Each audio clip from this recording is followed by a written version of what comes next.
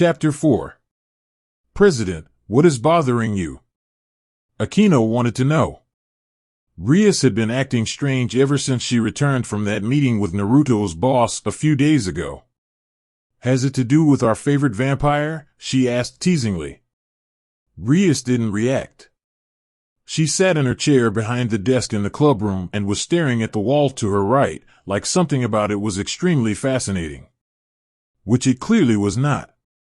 Hello? Aquino to Rias, come in please, the queen said, waving her hand in front of Rias' eyes, before the crimson-haired ruined princess snapped out of it. She didn't even realize someone was talking to her. Who? I'm sorry, guess I zoned out there for a little. You were saying? She looked at Aquino like nothing happened. The black-haired girl sighed. What's wrong, Rias? I can see something is bothering you. You have been awfully quiet since you came back from Naruto's boss. So tell me, has it to do with him?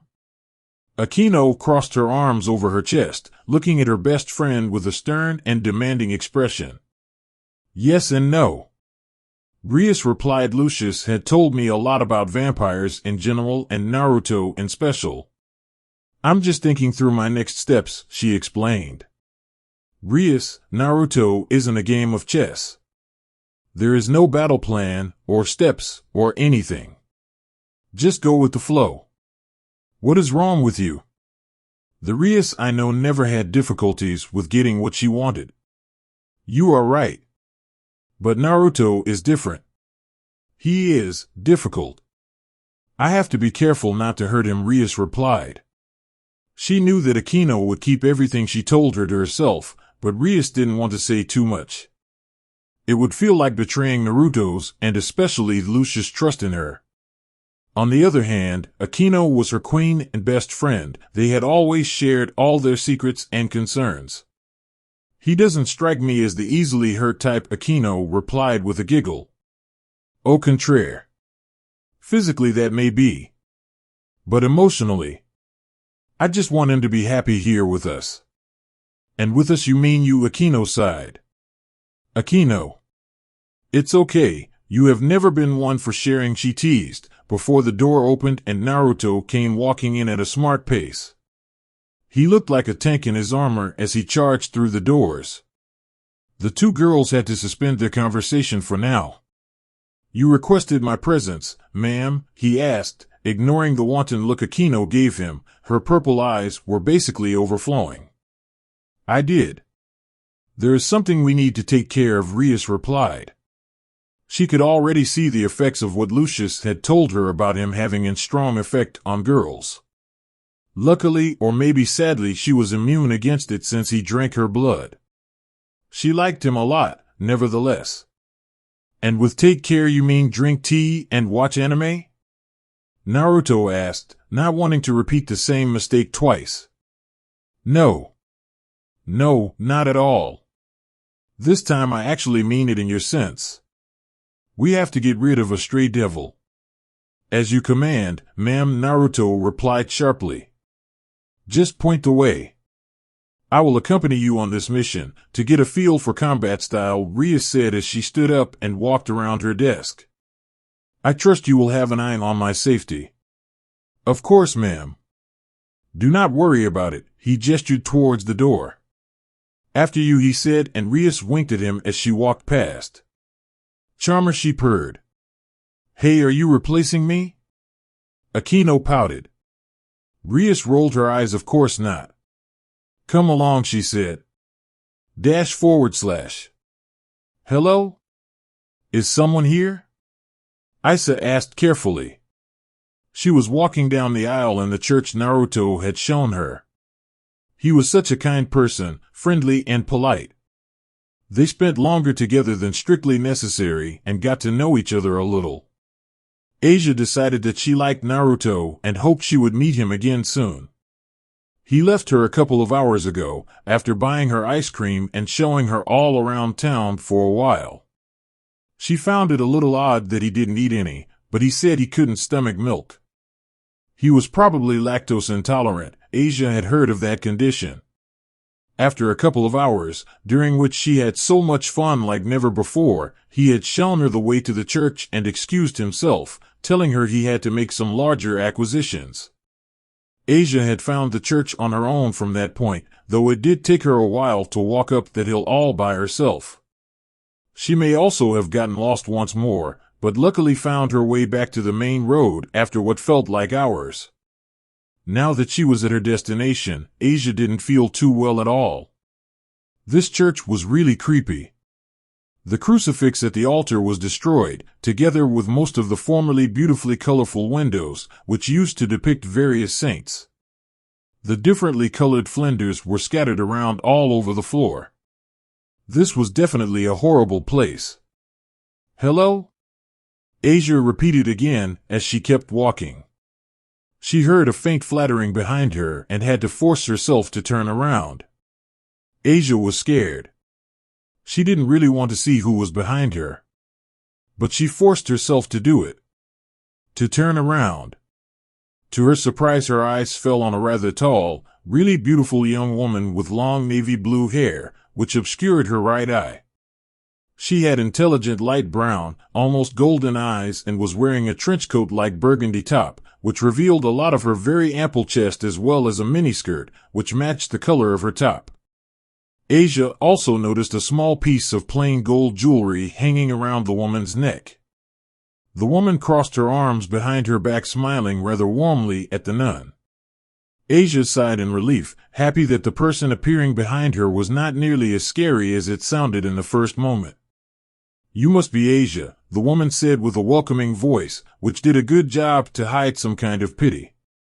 "My name is Calawarner." Asia swallowed hard. She couldn't help but stare at that chest of hers. The nun was jealous. She really wished that her bust would one day be as plump as Calawarner's. "Why, yes. I am Asia Argento." "It's a pleasure to meet you, Calawarner," she said silently. The fallen angel smiled at the nun as she walked up to her and pulled her into a gentle hug. Asia's face vanished between Calawarner's warm and soft breasts. She was just way taller than the nun. "The pleasure is mine," the blue-haired beauty replied, before letting go of Asia. The young girl had a deep blush on her cheeks. "Come now. I will show you to your room," the fallen angel said, before picking up Asia's suitcase and leading the way. "Of course. Thank you," Asia replied fast, catching up with Calawarner. Asia was led to a very basic room with a bed and a small desk with an old chair in front of it. The room had a window on the front side of the bed and a small and simple wooden wardrobe immediately to the right side of the door. "Here we are," Calawarner said, handing Asia the key. "I know it's nothing special, but you won't be here very long anyway." "Poor thing." "I think it's perfect," Asia replied happily. The evening sun was shining through the window and bathed the small room in a warm, deep orange light. It smelled like dry wood, possibly because of the rustic floor or the furniture. The accommodation was simple, but really nice. "I am glad to hear this," a new voice said behind Asia. The nun turned around to see another woman standing behind her and Calawarner, leaning to the doorframe. She had dark black hair and deep purple eyes, which looked very sad somehow. Her outfit was revealing, to put it nicely. It didn't leave much to be imagined. The black leather straps clung tightly to her slender body, but the woman still had a pretty large bust nevertheless. She was wearing black gloves, which reached over her elbows and ended under spiked epaulets. Her shoes were made from the same material than her gloves, reaching up to her thighs. On top of that, Isa almost hadn't noticed, she had a large pair of dark black feathered wings, which she carried around openly. "Asia, this is Lady Raynor of Calawarner," introduced the new fallen angel. "It's a pleasure to meet you, Lady Raynor," Asia said and bowed deeply. "Raynor is just fine, honey," Raynor said with a smile as she crossed her arms over her chest. "Settle in for now, we will have dinner sometime soon," the black-haired fallen angel said. "Calawarner, come with me, please," Raynor said, pushing herself off the doorframe and leaving the room. "Of course." Calawarna replied, turning to leave. See you at dinner, Asia, she added, before closing the door behind her. Rhaenyra was already down the hallway when her best friend caught up with her. And, she asked. It's definitely twilight healing, Calawarna replied. Rhaenyra nodded slowly. I can't do this anymore, Cala. Rhaenyra whispered. Just look at her. She is so young. So innocent. I bet she hasn't even seen the world yet. Do you think I like it, Ray? Calawarna replied silently. She didn't like it one bit. The way she looked at me before. That girl doesn't deserve anything of this. But we have no choice here. It's either her or us, and you know this. And now that Kokobeel sent us this crazy father Freed, we are even more in danger, she whispered. It was true, the exorcist which arrived this morning was a huge problem for their plans. A huge one. Without him things would surely be easier. I know, Rhaenyra sighed. It's just that I don't want to do this anymore, she confessed. Me neither, Ray.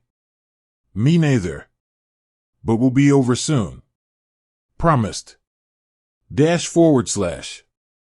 Later. Naruto found himself in front of some kind of event hall, which seemed rather abandoned to him, at least if the various states of decay were any indicator. That's the place, he asked, raising an eyebrow. If it was, this would be a piece of cake. So much room to blow shit up and not another house nearby to be seen. Yes, it is. The stray devil has been luring humans into this house before eating them, Rias explained. Ugh, that's disgusting, Akino exclaimed, grimacing. Naruto shot her an all-saying glance, causing the priestess of thunder to rise her hands up in defense. No, no. That's not what I meant. You are a vampire, you drink blood, you don't eat entire humans, she corrected herself. I don't see much of a difference here, Naruto said flatly. Well, I do, Rias intervened. You have to do it to survive, you also don't have to kill to do it. This stray devil does it for fun. There is a huge difference here. I see, Naruto replied. Anyway. How do you wish to get this done, ma'am? The fast or the personal way? What's the fast way? Akino wanted to know, cutting Rias off before she could speak up. I call it an airstrike, ma'am. Naruto shrugged as if it was something he did every day. We just blow the whole neighborhood sky high. To be sure the stray is dead. I like it, Akino exclaimed, blushing. Raw violence always made her so horny. Are you two completely nuts? Rias shrieked, shaking her head rapidly. No, we are doing this the personal way. I want to see you fight, not using a radio. Actually, it's a mobile control platform, ma'am, Naruto replied, pointing at a display, which spread over the inside on the forearm piece of his armor. Whatever, Rias shrugged. Let's go inside. As you wish, ma'am, he said, walking up to the front door before kicking it open. One more thing, ma'am. Whatever you see now, please stay out of it, okay? You may not understand at first, but trust me, it will all go according to my plan. Naruto looked at Rias, who nodded after a moment of contemplating what was said. Of course. I trust you, she said. Naruto didn't get the opportunity to reply anything, as they got interrupted by a fourth presence. My, what have we here? I smell devils. How disgusting. A voice called from the shadows, before the torso of a naked woman floated out of the dark. Damn, she had huge breasts, that was almost abnormal. It will smear your blood all over the place, she laughed like a true maniac. Naruto stepped forward a few steps. Where I come from, it is considered bad form to fight someone without a name, he said politely, ever so slightly bowing his head in the barest minimum of respect. I am Naruto Uzumaki, your opponent for today. Oh my, it's been a while since I smelled fearlessness. What a pleasant surprise. I will change that soon enough. But before that, you shall know my name. I am Visser, The stray devil stepped forward and revealed her hairy, beastly lower body, which looked like the multi-legged, absurdly large bear. Naruto rose an eyebrow at that. Not to insult, Visser, but you are definitely among the most ugly things I had to lay my eyes upon, Naruto stated calmly, as he was staring deeply into Visser's eyes since the first moment he spoke to her. It was more demanding than he thought it would be. Which was the moment realization slowly crept up inside of him. He should have drunk. He started to feel it, the more he concentrated. His bloodlust was itching in his bones now that he was standing here, allowed to kill. Every fiber of his body wanted to play with Visser, wanted to toy with her emotions before breaking her into a slobbering idiot. He would enjoy this to the fullest. I would consider the word disgusting he provoked. Akino actually giggled silently when she heard that. For Naruto it was enough, he plunged deeply into Visser's mind with maintaining eye contact for this long. He learned everything he needed to know, an evil smirk was creeping over his lips. Oh yes, this would be fun. He could already see Visser's throbbing carotid, while every fiber of his body was trembling in anticipation. Scared prey was always the most fun, and Visser soon would not only be scared, she would lose it completely. Naruto was basically smelling her blood by now, and while he was aware that it wouldn't be particularly good, it would still be blood at the end of the day. Shut up, scum, and die. Visser shot forward and reached out with one of her bear-like paws to strike Naruto down. Naruto! Watch! Rias exclaimed, but it was too late. The massive paw connected with Naruto's ribcage, and where everyone expected blood to splatter and a body being cut in half, nothing like this happened. The paw struck through Naruto like he wasn't made of solid flesh. The strike left a trace of black smoke, separating what appeared to be his body clean in half, yet his severed body didn't make a mess of blood, instead it dissolved in thick dark black smoke. The opaque fog slowly sank to the ground with a diabolic laughter of Naruto echoing through the hall. Rias and Akino exchanged a glance with a mixture of shock and surprise. They had no idea what was going on, when from the thin layer of black fog, which was spreading over the floor, a black smoke pillar swirled up. Naruto appeared on Visser's right side. Come on, you have to want it, he laughed as Visser turned around to lash out in his direction. Her dangerous paw raced towards his face at incredible speed. Ria's eyes went wide, as she thought Visser would yet again hit Naruto. She had to press her hand to her mouth to not shriek. But the red-haired devil's concern was uncalled for. Without even doing as much as flinch, Naruto reached for his katana, and with a swift precision movement he cut the paw off the arm it used to be attached to. The flying severed paw was hit by a couple of rapidly succeeding katana strikes, cutting it into a couple of dozen nibbles. Damn, he is fast, Akino gasped from afar. You tell me, Rias replied dumbstruck, as she watched Visser's beast hand getting obliterated by Naruto, who didn't even seem to put any effort into it. Visser shrieked in pain and surprise, wasting a second to look at her now non-existent paw. When she turned her attention back to Naruto, he was already gone. A black cloud of smoke was all which was left, and it was quickly adding itself to the equally black fog, which was billowing like boiling tar a few inches over the floor. Visser, come on. At least pretend to try, Naruto's voice mocked from the other side of the room, as his form appeared once again from a swirling pillar of smoke. The stray devil turned her massive body around to see the vampire standing behind her, waving her nearer. She seemed to think for a second, looking at Naruto, then at Rias, who was at the opposite side of the room. Making a decision, the stray chose to not attack Naruto. Instead she went for Rias and Akino in a swift surprise attack. Oh no, you don't, Naruto said calmly.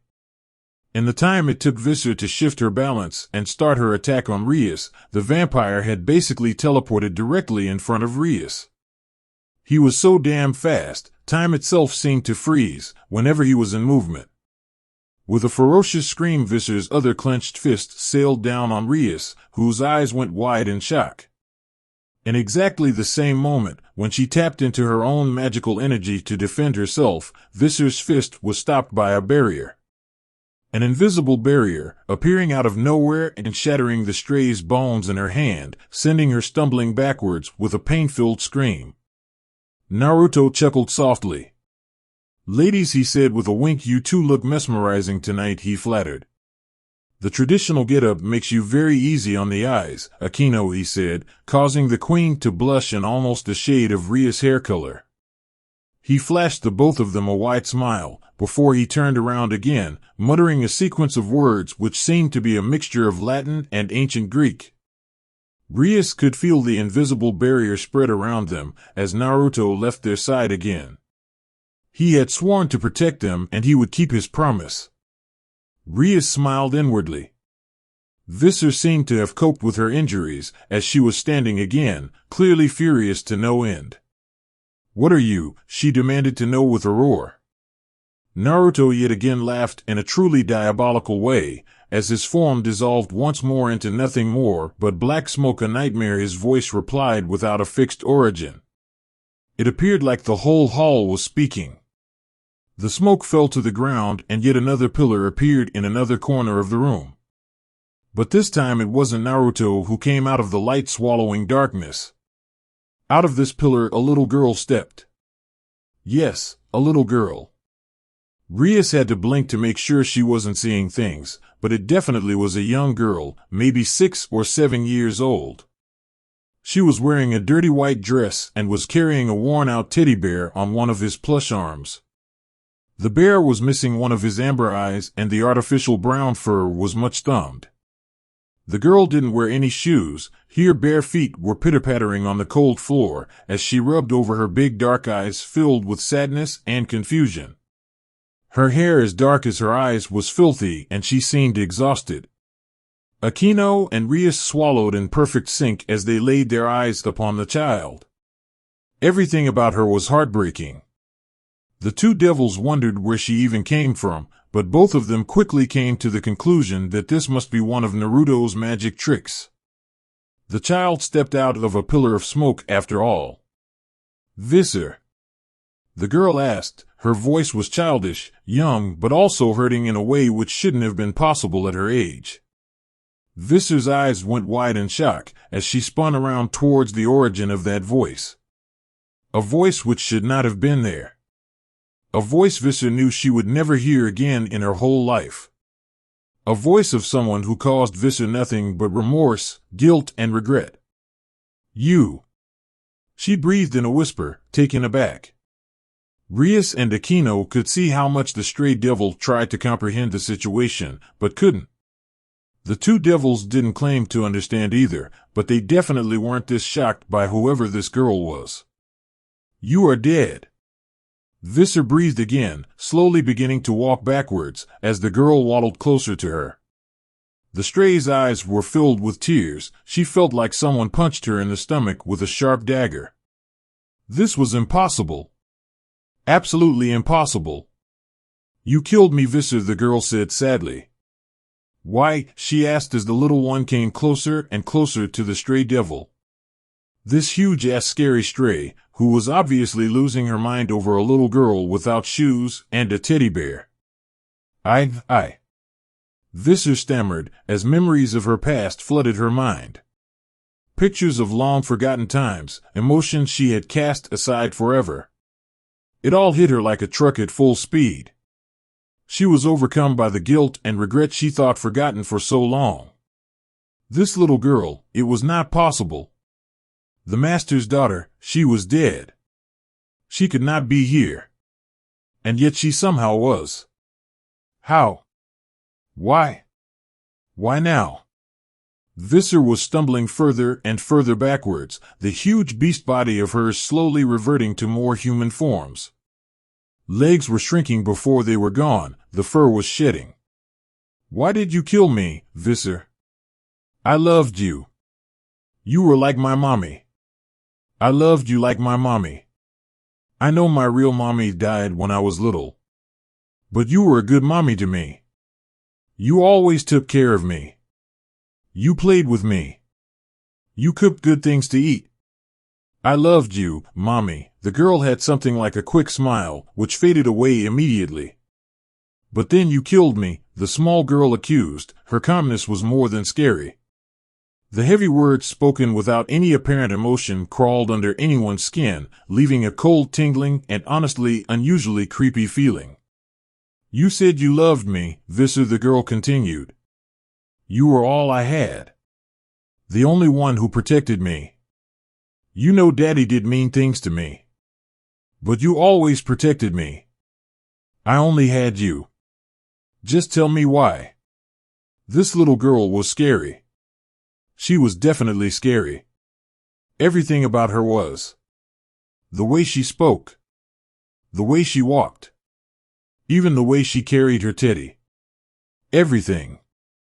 And Visser seemed to feel the same way about it, reverted fully back to her human form. Her naked back collided with a concrete pillar inside the hall, which stopped her slow retreat. Visser sunk to the floor, overwhelmed by emotions of such a widespread spectrum, one would have difficulties naming even one.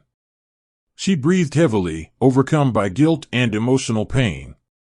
Her memories flashed back to the day on which she killed the little girl. The master's daughter. She remembered how her hands acted on her own, how her body wouldn't comply to her mind. Visser saw how her body did something she didn't want to do, forced by the whisper of a man who wasn't even here. Forced by a voice in her head telling her what to do. She tried to stop herself. She screamed at herself, and when Visser thought she might regain control again, her mind went blank.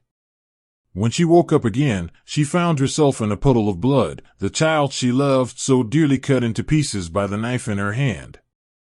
Her master forced her to kill his own daughter for reasons Visser didn't understand. I'm sorry, darling. I'm sorry.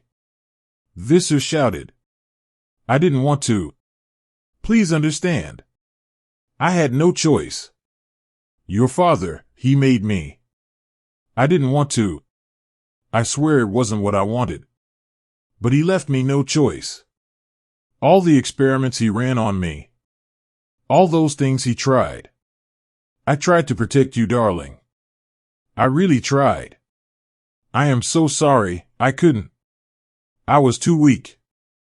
Visser cried in clearly apparent emotional pain. She leaned forward trying to reach the girl, but her hand couldn't quite grasp her, so the stray devil fell over on the cold floor. I still have the teddy you gave me, the girl said with a creepy smile, holding out the heavily used plush toy in front of her, like she wanted to give it to Visser. You said he'd protect me when you couldn't. Yes, I said that. Visser sniffled, trying to compose herself, but failing badly. But he didn't protect me from you, the girl stated. She hadn't even finished her sentence when the bear dissolved itself in black smoke, causing yet another painful cry from Visser. I'm sorry, darling, she stammered. Sorry. Heavy breathing was interrupting Visser's talk. I killed him.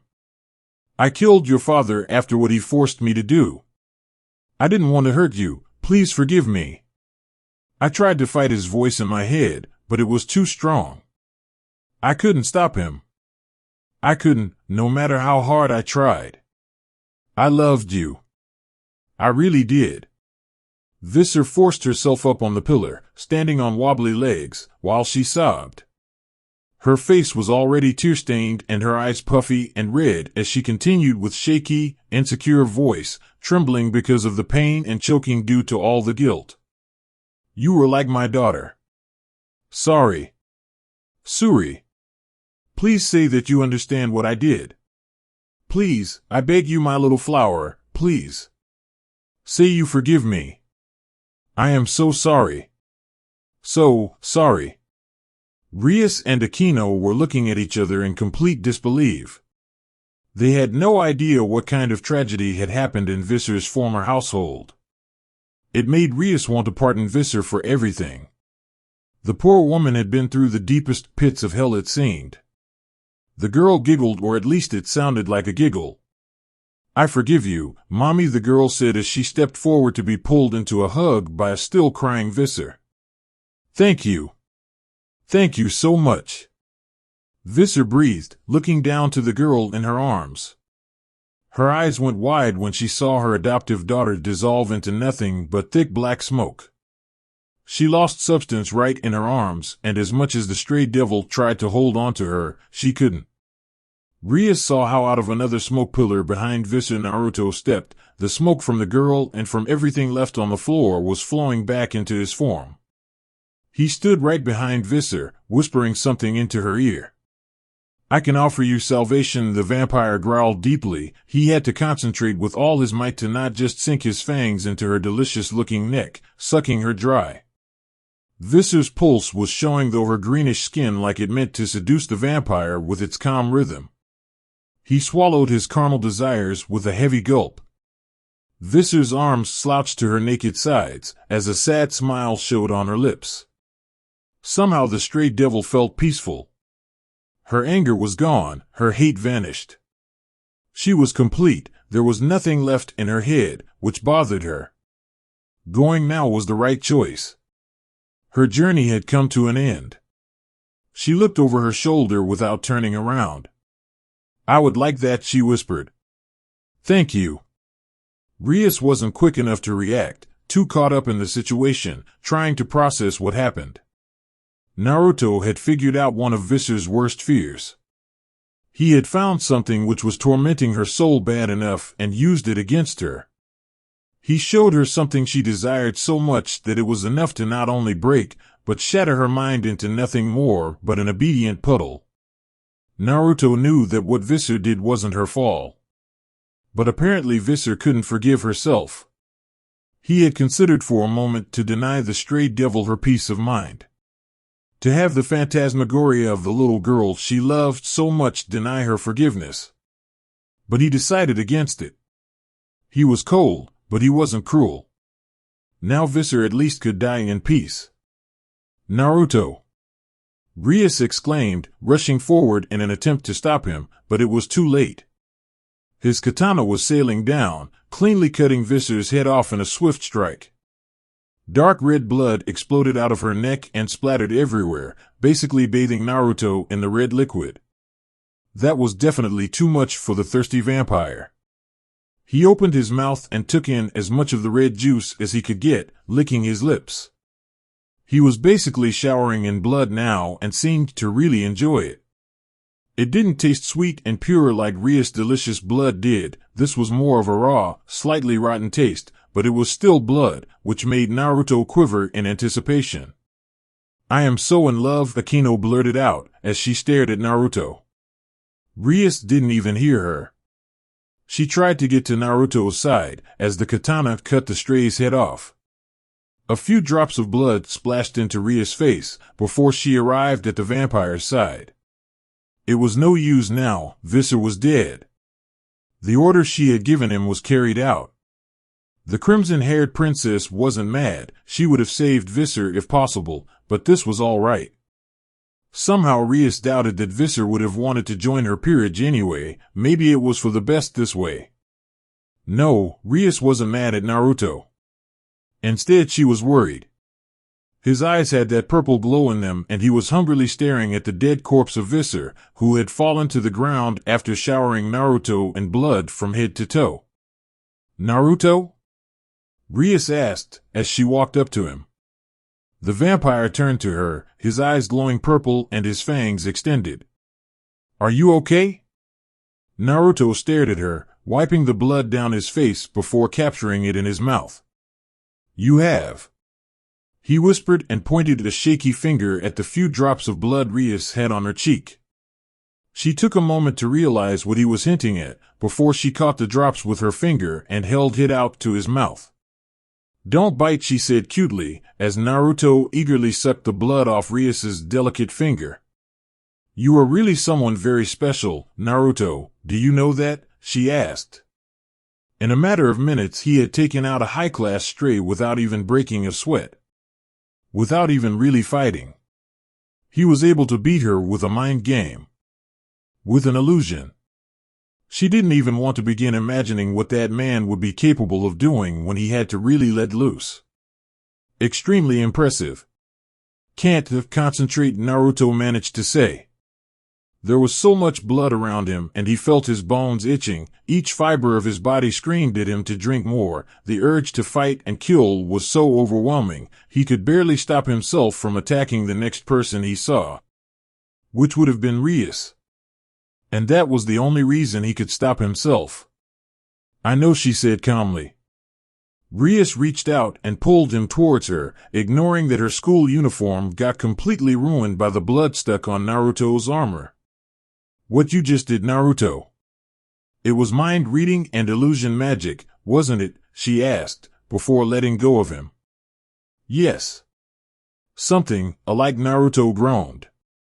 "That is good to know," she said warmly, before taking his hand into hers. "Come now," she said, "let's go home and get you into the shower. You will feel better, trust me." Rias walked him over to Akino, who had a magic circle prepared for them. A moment later they were back at the Occult Research Clubhouse. "Now, let's get you out of this armor," Rias said gently, as she started to undo the seals on the suit. He was shaking badly, his bloodlust still controlling the majority of his thinking. The smell alone was driving him crazy. He was actually really glad when he suddenly felt the hot water pelting down on his body. Naruto didn't remember how he got into the shower, but suddenly he was there. And just in time. Akino had to swallow pretty hard when she saw that Naruto was missing some limbs, but she didn't say anything. She just stood by, watching as Rias followed the vampire into the shower. With the last remains of blood washing out of his hair, Naruto's senses returned to him.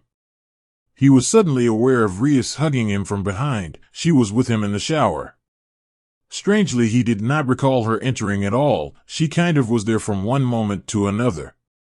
For a fraction of a second Naruto tensed up, a short wave of guilt washing over him. But this felt so good, so right, so familiar, and yet missed for so long. He could feel Rias' strong but fast heartbeat on his back, which made him smile a little. Rias was excited to do this, no doubt about it. "I am so proud of you, Naruto," she said softly. Her voice didn't show the excitement her heart displayed so clearly, as her hands moved upwards on his chest a little, firming her grip. "Why?" he asked.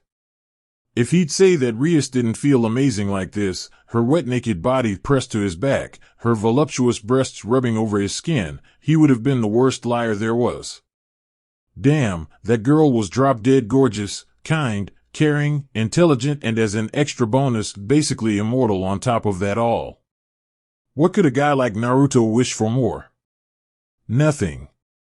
And Naruto didn't wish for more. He just felt so guilty for wanting this, for imagining more than friendship with Rias. He felt guilty for being attracted to the crimson-haired princess because of her, but at the same time he felt also guilty for feeling guilty.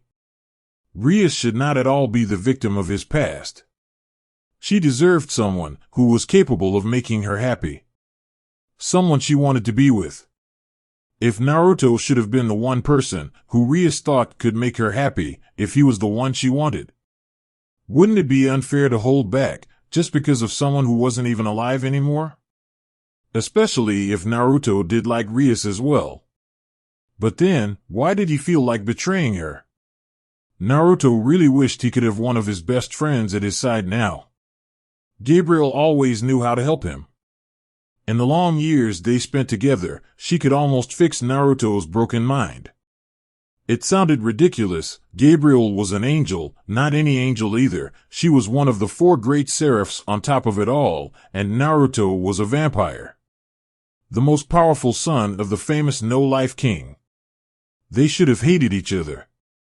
They were opposing elements, like good and evil, like fire and water, like day and night.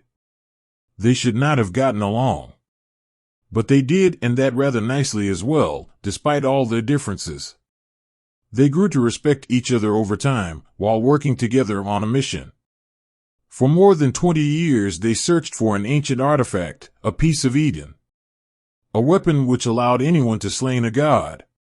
Naruto and Gabriel searched for this piece for long years and had to overcome dozens of difficult challenges, but in the end, they found it. And like God wanted it to be, they destroyed it. Naturally, they grew rather close in all that time, trusting each other with their life. Naruto viewed Gabriel not only as his best friend, but she also was a kind of little sister he never had. But God didn't like that. He thought it was highly inappropriate for one of his archangels to be so attached to something so impure and dirty like a vampire. God had different plans for the angel and, to put it simply, after some trouble, Naruto was left alone again. Naturally, the vampire didn't stomach this too well. His mind reverted back to instability quite a bit after Gabriel vanished from his life. Republic Florence, August 1498. Naruto was rushing into a church, kicking the doors open rather violently. There was no time for this. He had important things to tend to, and a mysterious, unnamed, and unspecified meeting in a church in Florence was surely no part of his plans. Damn, he had to come all the way from Vienna to this place. For what? For some old priest rambling something about how he might have seen a lesser devil? Naruto doubted it. His orders came from His Holiness personally, and Alexander VI would not order him here if it wasn't absolutely necessary. The vampire had his two best captains and his second in command following right behind him. The two captains were following Naruto's second, who was a young and beautiful nun, with sharp and intelligent silver eyes, which had an interesting spark in them.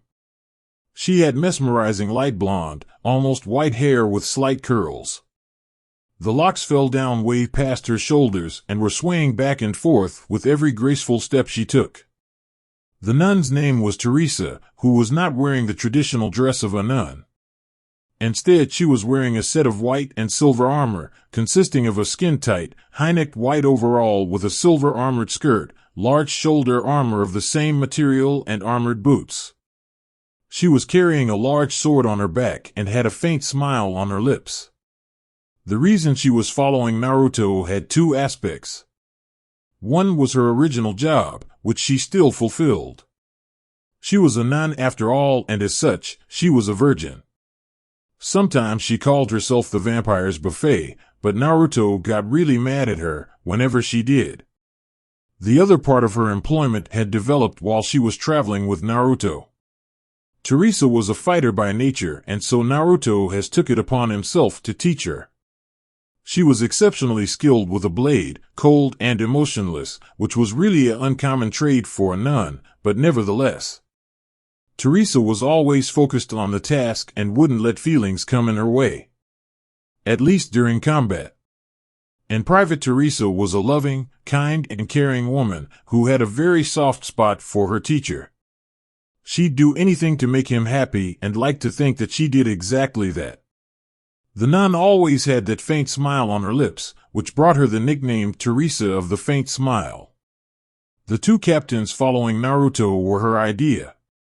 She didn't like it at all when he always walked around in broad daylight on his own. He was a Grand Inquisitor after all. A minimum of personal security was a must. Naruto's thoughts once again drifted to the reason for his presence here. As the Grand Inquisitor, he was not used to being summoned like this anymore. He waged war against the supernatural with a carte blanche from His Holiness, the Pope. What was suddenly of such grave importance that he had to personally appear here? In Florence of all the cities? Naruto had no choice but to comply. He was ordered here by Pope Alexander VI. Personally. Or better, Rodrigo Borgia, which his real name was. Naruto and the current pope had a difficult relationship.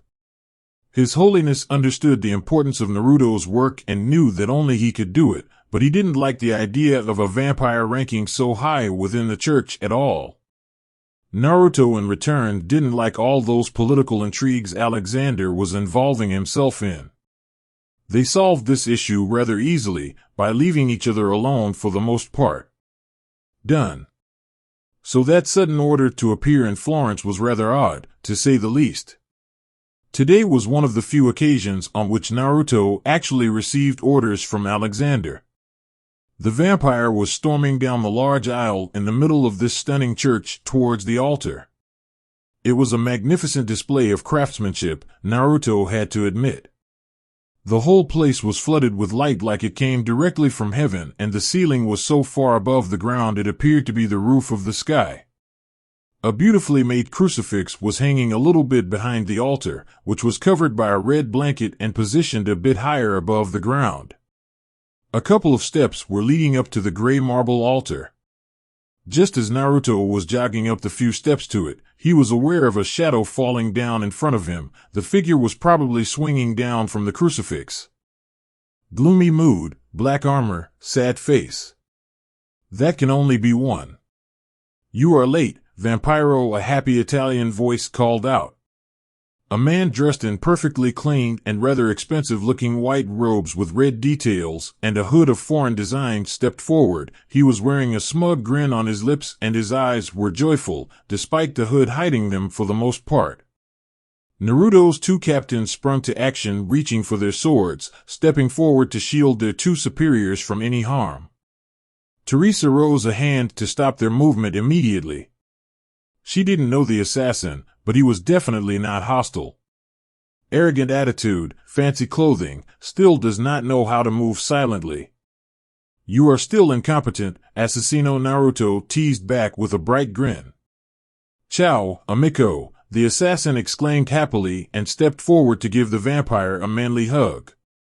The two bodyguards stepped back again. Teresa walked up to Naruto, but kept a polite distance to him. Ciao, Ezio. Il mio amico, Naruto replied happily, tapping his friend's back. He hasn't seen him in a long time, which was a true shame. Ezio Auditore di Firenze. The possibly best assassin of his time. The two of them have worked together a couple of times already, and it was always great fun. Not only the job itself, but also the evening after it was done. Wine, music, and lots of naked girls. Ezio definitely knew how to throw a party. And despite the fact that Naruto couldn't enjoy anything besides the music, he always had a good time. I didn't expect you here, Naruto said, as he let go of Ezio. Si, neither did I. It was rather a brief scadenza, Ezio replied, doing this typical Italian 2.5-finger gesture to emphasize his words. He found out to be here just some hours ago to introduce two people. He didn't really believe his uncle when he told him who wanted to meet Naruto here. He had only seen the person once and was rather stunned to learn the reason her organization approached the assassin order. It took some major trickery to hide the real reason for this meeting from the Borgias, while still moving Rodrigo to order his best inquisitor to this place. But it worked. Scusi!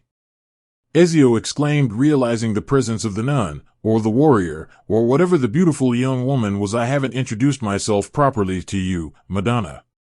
My name is Ezio Auditore di Firenze. He took her hand and placed a gallant kiss on the back of it. Flattery won't work on me, Teresa stated coolly, causing Ezio to look up with a heartbroken expression. Dio mio! I am losing my touch, he exclaimed. You are too cruel, Madonna, he said. Ezio, meet Teresa of the faint smile. Naruto introduced my second in command. Just so you know, she is absolutely off limits. Oh, I see. Ezio winked at Naruto, who just rolled his eyes. Like hell you see, he sighed. I am sworn to abstinence and only accompany Lord Arunos to take care of his needs and support him during battle, Teresa stated without a hint of emotion in her voice. Ezio blinked twice before the penny fell. Scusi, Madonna. I did not mean to offend. It is forgiven, Teresa replied, still cold as ice. Naruto had to smile a little. She always was like this in public. Cold and untouchable. As soon as the door was closed behind the chamber she shared with Naruto, her personality changed into a complete opposite. It was quite fascinating. Come, this way. Let's talk. Ezio pointed towards the sacristy and Naruto gestured his two captains to stand guard. Teresa followed them, but stayed quiet. Time has been good to you, Naruto offered as they walked together. The hallway had white walls, a light brown wooden floor, and was rather long, but also very brightly lit. The vampire would have preferred a little less light, but it couldn't be helped. The frequent small windows to his right were perfectly aligned with pictures of different saints, which were in size exactly the same than the windows. It was lucky that Naruto arrived to such a time, when the sun was falling perfectly onto the paintings, giving oil an extraordinary glitter. See, S.I. I can't complain at all. The assassin shrugged and laughed. You aged well yourself, Amiko. I am a vampire. We don't age, Naruto replied flatly. See. And you never grow tired of telling me, do you? I guess we have to thank Teresa for that, Ezio teased with a smile. I am fulfilling my duties, the nun replied dryly. She would never admit how much she actually enjoyed doing this. It was a good thing her sins were forgiven in advance, because she would definitely end up in hell for feeling so aroused whenever Naruto was drinking from her. It was without a doubt ecstasy in the highest form. Of course, Madonna, Ezio replied. Damn, that woman had no humor whatsoever, had she? He came to halt at another door. Scusi. But I am afraid from here on Aruno's and myself will have to proceed alone, Ezio said. Teresa looked at Naruto, who nodded slightly. Very well. I shall guard the door. Please call for me, should you require my assistance, Lord Aruno, she said. I will. Thank you, Teresa. Naruto replied and followed Ezio, as he opened the door to his left. Behind it was a simple round table and 3 chairs in a small, secluded room with a window to its right. Now, let's get to business, shall we? He asked, closing the door behind him after Naruto entered. Yes, sure. I still have no idea what this is about, the vampire replied, as he took a seat. He didn't like being kept in the dark at all, but well, this was Ezio after all. The assassin had always been one for surprises. Some bad, some good. You never knew what you'll get. And judging by that smile the Italian had on his lips, it was something Naruto would not like. Prudency. I never thought I am going to say this one day, Ezio explained in playfully exaggerated bewilderment, but his voice became serious after that almost immediately. Naruto, I want you to meet someone, and like it worked with a magic command word, the whole room was engulfed in a blinding bright light. With a bright, almost painful flash, a truly stunning woman stepped out of the light, her whole appearance nothing short of pretty. She had 6 pairs of perfect golden wings and a beautiful halo of the same color over her almost just as golden hair. The woman was easily the most beautiful woman Naruto had ever seen, with her curly hair and a voluptuous figure. She had a loving smile on her lips and her blue eyes were spreading love wherever she looked. She was wearing silver gold armor, with a long white cape coming out from under her shoulder pieces. The whole armor was rather slender, but did a good job in accentuating the undeniably gorgeous curves the lady had to show. A suit of armor very well fitting to a beautiful woman. This is Arcangelo Gabriel, Ezio said, putting a name to the face. Arcangelo. An archangel. Naruto was faster up from his chair and knelt down in front of her than one could say her name. He might have been a vampire, but he represented the Holy Church here. You don't sit around when meeting an archangel, pretending it was no biggie. Not even as a vampire. Naruto had manners, he knew how to behave politely. Milady, he said. It is an honor. Dio mio! Ezio exclaimed, sitting down on the table and flipping his feet up. As usual, the assassin just didn't give a flying fuck about etiquette. Hold your horses, Vampiro. Gabriel ignored the assassin. She knew he didn't believe in God or angels or anything. He lived by another codex, which was honorable in a way. She didn't judge him, seeing his pure heart and intentions. One didn't need to believe in God in order to be a good person. She reached down towards the vampire and pulled him up. To be honest, she expected him to be way more hostile towards her. But on the other hand, this one was hunting his own kind for hundreds of years, was he not? "Stand, my dear vampire," she smiled at him. There was so incredibly much pain inside of him, the fact that he was able to keep a straight face was remarkable. Something terrible must have happened, because Gabriel could almost see the grief and loss bubbling out of him. She wondered if his mental state had something to do with his occupation. "It is my pleasure to meet a warrior as skilled and of such honorable reputation like you are.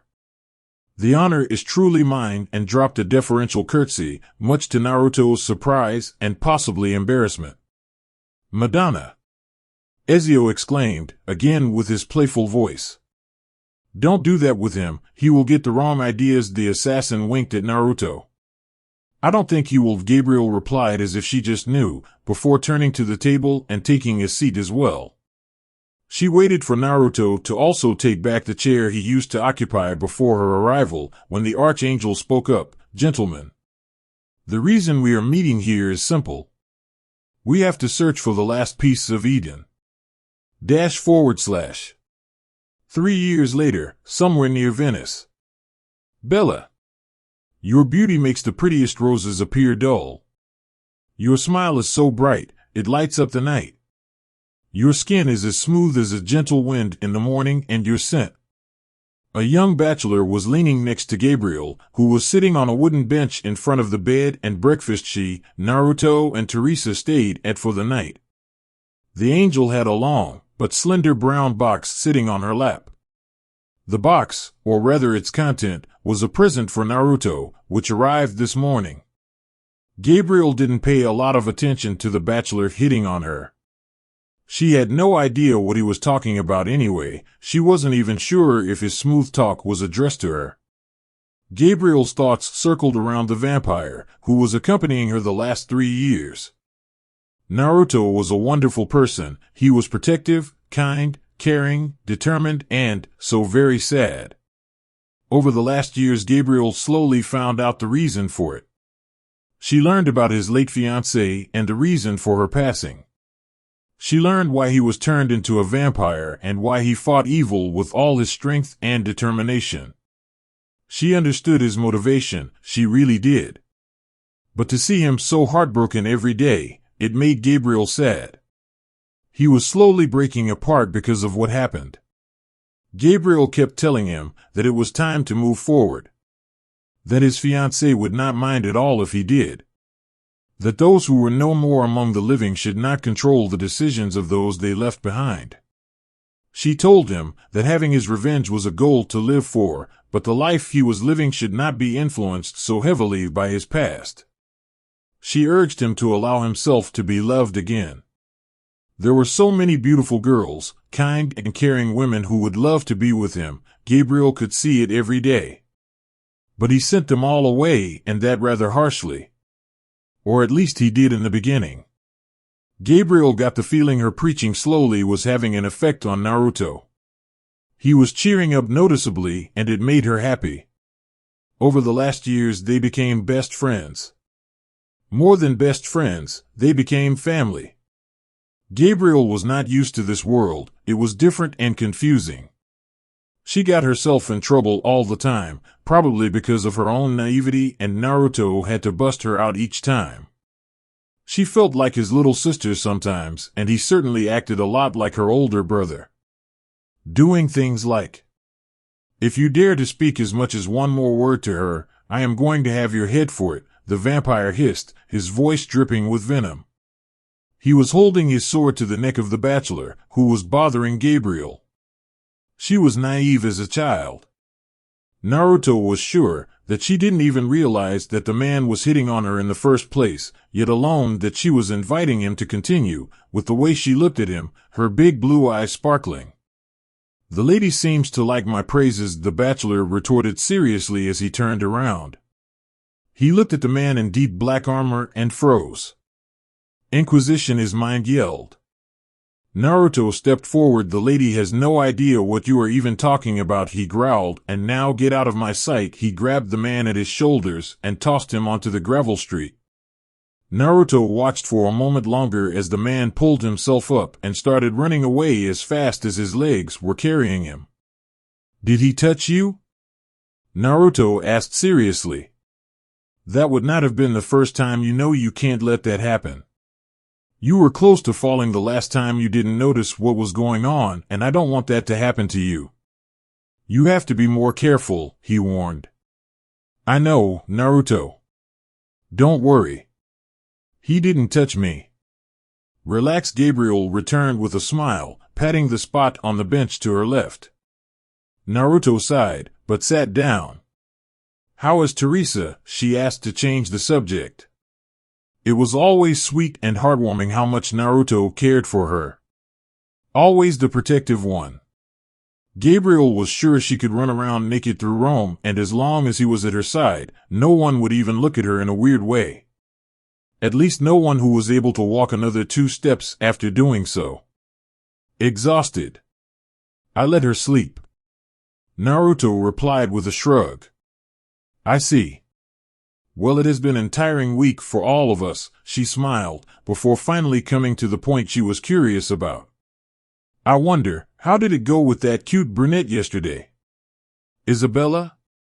Naruto asked. Well, I walked her home and said good night. Then I came back, he replied. Naruto. Gabriel sighed heavily. Stop doing this. You finally need to let go. It sounds harsh, but your late fiancé won't feel better because you refuse to be with another woman. I understand you want revenge one day, and you shall have it, but this is helping no one. And you know it. You are wasting so much love. All the girls who are constantly all over you, and you turn them all down. I know. Maybe next time, Naruto said, causing Gabriel to laugh loudly. Even her laughter was sweet and innocent. That's what you said last time as well. Liar, she mocked him, poking his shoulder. Just focus on you a little more. You deserve it, she smiled at him, and Naruto seemed to cheer up a little. And in the meantime, while you don't want to focus on being good to yourself, let me focus on being good to you. She reached down to the box and handed it to Naruto. Here. Take this. At least one of us cares about you, Gabriel giggled. What is that? Naruto asked, surprised. An empty box, of course. What else could it possibly be? Gabriel cutely rolled her eyes. Open it already, she demanded. Naruto obliged. He pulled the top off and revealed the red velvet inside, which was containing a strange-looking sword. It was straight and long, with an asymmetrical pointy tip. The precision weapon was sharpened on only one side, and the metal was almost black, except for the sharpened part, which was silver and had an interesting wave structure inside the metal. The sword had only a tiny handguard, and the grip, long enough for 2-hand use, was made from a symmetrical brown binding.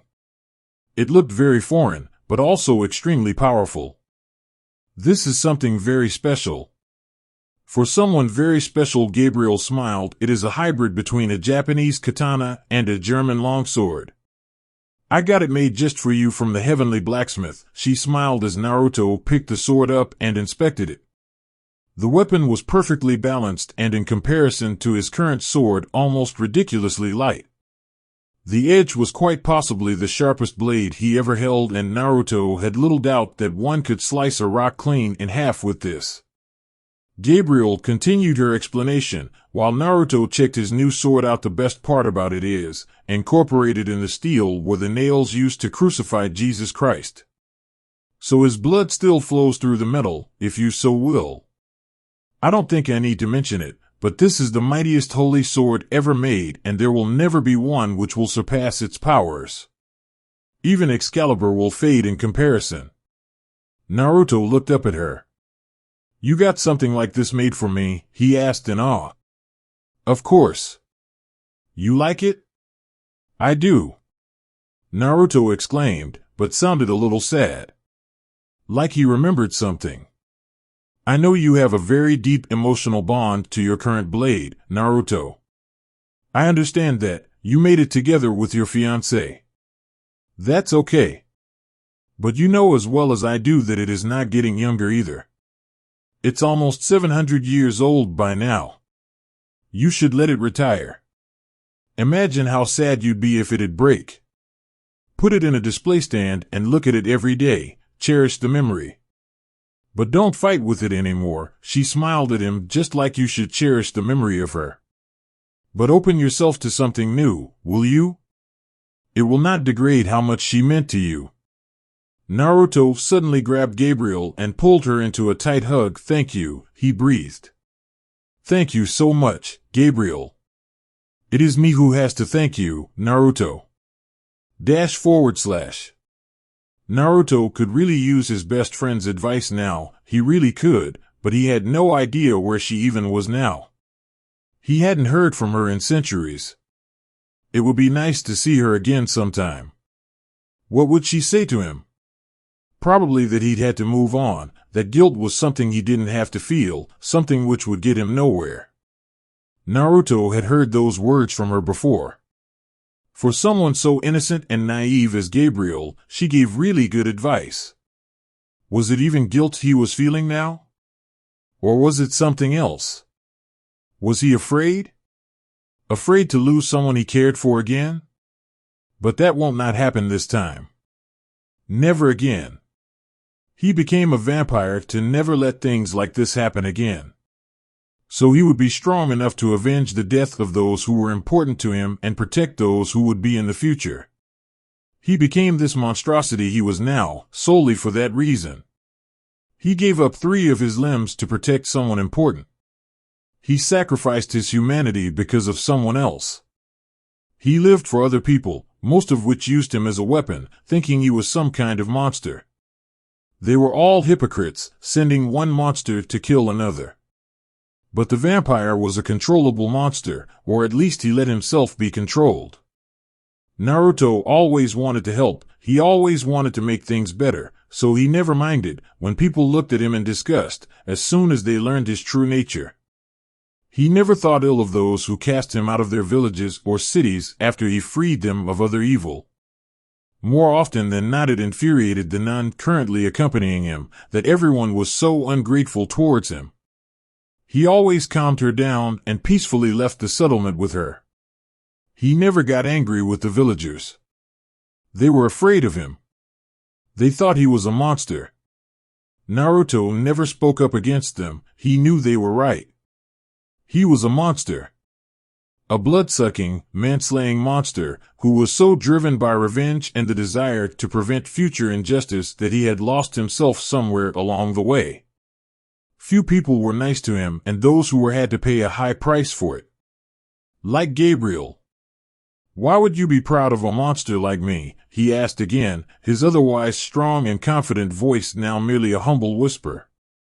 Because I am. Rias answered, like it would clarify everything. She wanted to say that she was impressed by his skill with magic and illusions. She was proud, because he kept them safe, just as he promised he would, and ignoring the fact that Rias was well capable of defending herself. She wanted to tell him that she was proud of his prowess with the sword and impressed by his invisible magic barriers. She wanted him to know that she believed in him, that she'd never doubt him. Rias wanted to point out his good character. He chose to let Visser die in peace instead of slaughtering her in a state of despair. He was no cruel man, and she was proud of that as well. Too many people turned cruel once they obtained the tiniest bit of questionable power. Naruto didn't. She also wanted to tell him that she was impressed by his self-restraint. It was rather easy to see how much he changed when he came in contact with blood, but he withstood the needs of his body and stayed in control. She was no fool, seeing how much he lusted for more blood was easy, and yet he could stop, restraining himself to what Visser splattered on him. Rias wanted to tell him all this, but couldn't find words which wouldn't sound like she was just using him, so she just rested her head on his back. And you are not a monster, she added firmly. When I look at you, I don't see a monster. I see a kind and caring, sometimes a little awkward man, who had to go through hell. I can't even begin to imagine what you must have been through. But I want you to know that I am always there for you. For anything. Whatever you need, I am here, she reassured and meant every word of it. Rias hugged him more tightly, she could stay like this forever. Naruto took every word of her in. It did take him a little while to actually process what she just said to him, and it left him speechless. So much trust from a woman he knew for a couple of weeks. He knew one girl who was so trusting of him as well. Her. Damn, this was not real. The two had so much in common, it was scary. And yet again Naruto heard Gabriel's voice in his head, telling him that his fiancée was not the only kind and caring woman on earth, not the only one who would and could make him very happy. All he needed to do was let it happen. But Naruto was not good at letting things happen. He needed to stay in control at all times, or things would get messy. Today was another example, which proved him right. Rias was so kind to him, but what did he do? He almost couldn't hold back before, when he had slain Visser and got bathed in her blood. Naruto barely could stay in control. He had almost attacked Rias, because of a few drops of blood. The vampire felt horrible. "I am sorry," Naruto suddenly said after a while of comfortable silence. He sounded like he'd apologize for accidentally murdering a child out of reflex. "What for?"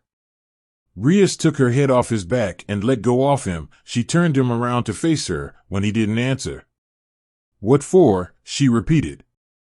"I could barely hold back with so much blood around me before," he confessed, slouching his shoulders. "I almost would have attacked you, too," he whispered. Rias let her hands glide up Naruto's chest and wrapped them around his neck. "But you didn't," she purred into his ear, standing on tiptoes. "And that's all which counts for me. Don't worry about it." She stroked over his cheek and he moved a little into her touch. Rias smiled at him. "You know you can always come to me if you need to drink," she said. Naruto nodded slowly. She was way too kind to him. It made him both nervous and uneasy. He needed to think. Needed to clear his head and come to a final decision. He could not begin to describe how much he wished for Gabriel's advice now. "I'm fine.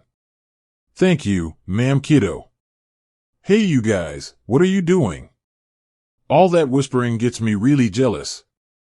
"Don't make me join you," Akino's voice called from outside. "Relax, Akino," Rias replied, slightly annoyed. "Vampire therapy session. Super boring stuff, you wouldn't want to be here," Naruto added with a wink at Rias. It wasn't boring, her words were balm to his soul. He had no idea how much he had needed contact with a woman, not only physically, which was undeniably nice, but mostly emotionally. He was stuck with his own thoughts for far too long. "But you are doing it naked under the shower, and that makes me want to join. I need attention, too." "You aren't even into boys, Akino," Rias exclaimed. Naruto rose an eyebrow. She was not? Strange, Akino didn't strike him as lesbian, considering the way she always looked at him. "True, but I am making an exception for Naruto," the queen replied, and both Naruto and Rias could hear that the black-haired priestess of thunder surely was flushed all over her face. The heir to the Grimmery family could not help but think back to what Lucius declared told her about vampire hormones and girls being all over them. Well, she supposed this was the magic of hormones at full work. Unfortunately. Naruto shook his head before he grabbed a towel and stepped out of the shower, wrapping it around his waist as he left. He didn't care drying himself down as he stepped up to Akino, who was leaning to the desk, as predicted, heavy blush on her cheeks. "Why don't you keep the president company? I think she could use some attention as well," he teased her, and didn't think her blush could get any deeper. But it did. "Naruto!" Rias exclaimed from under the shower, tearing the curtain open and revealing her truly magnificent body to both him and Akino, which made the queen flush even more. Damn, Rias hadn't showered with Akino in a while. Mainly because it made the Crimson Princess question her own sexuality more than she wanted to. "I am a straight girl. I like boys. For the most part. At least some. Well, there are nice girls, I guess. Okay, there are definitely a lot of nice girls. Maybe even more girls I'd want to do than boys. But still, I am a straight girl. At least there is absolutely no doubt about Naruto. But there isn't one about Akino either, at least not her body. Holy shit, am I bisexual? Oh please, don't let me be. Ma'am, Naruto said cheekily, and with a plop he dissolved himself in black smoke. Rias now looked directly at her queen, since Naruto was suddenly gone. The black-haired beauty reached up to her shirt and began to unbutton it. Rias just stared as Akino stripped out of her uniform. Why is she always wearing lacy underwear? Well, I do too, but still. Why you want me to join? Akino asked eagerly, her voice husky. If she couldn't get a piece of Naruto, Rias was absolutely the next best thing. She had missed devouring the gorgeous redhead's body for too long. Rias didn't get a chance to answer before Akino was all over her. From the remains of the black smoke, a pair of blue eyes watched as Akino crashed into the president, eagerly kissing her. The smoke dissolved itself, and in his hotel room, Naruto laughed to himself. They surely were an strange bunch, but Naruto didn't mind. He really enjoyed their company. At least the company of Akino and Rias. The other two, Kiba and Kaneko, were still a little foreign. Naruto was thinking about this while he dried himself down from the shower. Maybe I should have taken Rias' offer to drink. I don't feel as good as I used to, Naruto thought as he was reaching for his dark gray silk dressing gown. Suddenly, a telephone rang on the nightstand next to his bed, and Naruto waited exactly 3 ring cycles before he picked up. Yes, he said flatly, before he listened to the man on the other side of the phone. It is? That's good news. I will be with you in a couple of minutes. Naruto hanged up. This new life of his. It was different from what he was used to. There was Rias, who deeply cared for him, and Akino, who obviously had a crush on him. Also, the rest of the occult research club seemed to like him as well. It was strange to suddenly have lots of people around you trust you, but it was undeniably nice. Though it still felt a little foreign, Naruto was slowly getting used to it. He smiled to himself as he left the hotel to meet someone. Damn, Naruto really liked getting new stuff. Chapter 5. It was early evening, the sun was almost set and the sky was bathed in a dark orange, almost red color. A soft wind was breathing through the trees, causing the leaves to silently rustle. Naruto was sitting in his car, parked to the right side of the street, looking at the front of a house in one of the many residential areas of Kuo. It was on the other side of the street. Rias had sent him here because of a summoning. When Kaneko wanted to use a magic circle, she could not teleport. Apparently there had to be some kind of barrier in the way. And barriers around the houses of a client never meant something good was happening. Rias called Naruto to investigate what was going on. He was the one who could get her the fastest. True, he was the only one with a car and also the only one allowed to drive one. The vampire was wondering what he'd find here as he let the door of his car swing upwards before he climbed out and pushed the door down again. While he was crossing the empty street, Naruto pressed a button on his key, locking his vehicle. The son of the No-Life King felt something was wrong here. His skin felt like small bugs were crawling underneath it. There was definitely something going on, only a fool would not notice that. And the feeling was getting stronger the closer he came to the house. The vampire walked up to the front door of the house, which was widely open. This was not good. All the alarm bells inside of Naruto were going off at full volume. He swiped a muster over the touch display on his forearm armor and activated his cloak before reaching for his katana. With a brief shimmer, which reassembled the swirling of warm air during a hot summer day, he vanished and was gone. The inside of the house was dark as Naruto followed the muffled noise of what sounded like a screaming girl. He let his precise ears lead the way, which guided him into the living room. Lucky for him, his night vision was basically as good as during daytime, so he had no problem seeing in darkness. When Naruto looked around to see what was going on, he noticed something. The whole floor was covered in blood. Also, there was a person casually sitting on a dark red leather couch, on his lap a girl Naruto knew. The man had a firm hand pressed on her mouth, hence the muffled sounds of screams. She didn't look like she wanted to sit on the man's lap at all, trying to get away, but his grasp of her was too tight. She could not break loose. "You deserve nothing else," the man hissed, "filthy traitor.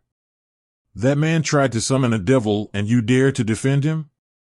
You are nothing but a heretic, and as such you shall be treated as," and moved under her blouse and squeezed her breast, causing the girl to scream even louder into his hand. Naruto needed a second or two to recognize the girl and to realize what was going on. It was Asia, the sweet he had shown to the church after spending the day with her. And she was about to be raped. The vampire stayed calm, contemplated his next steps. He could take the person sitting there out right now and he wouldn't stand a chance.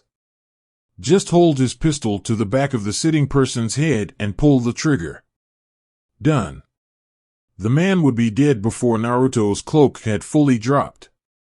But that would most likely hurt Asia as well. He didn't have the best angle, no matter from where he would take the shot.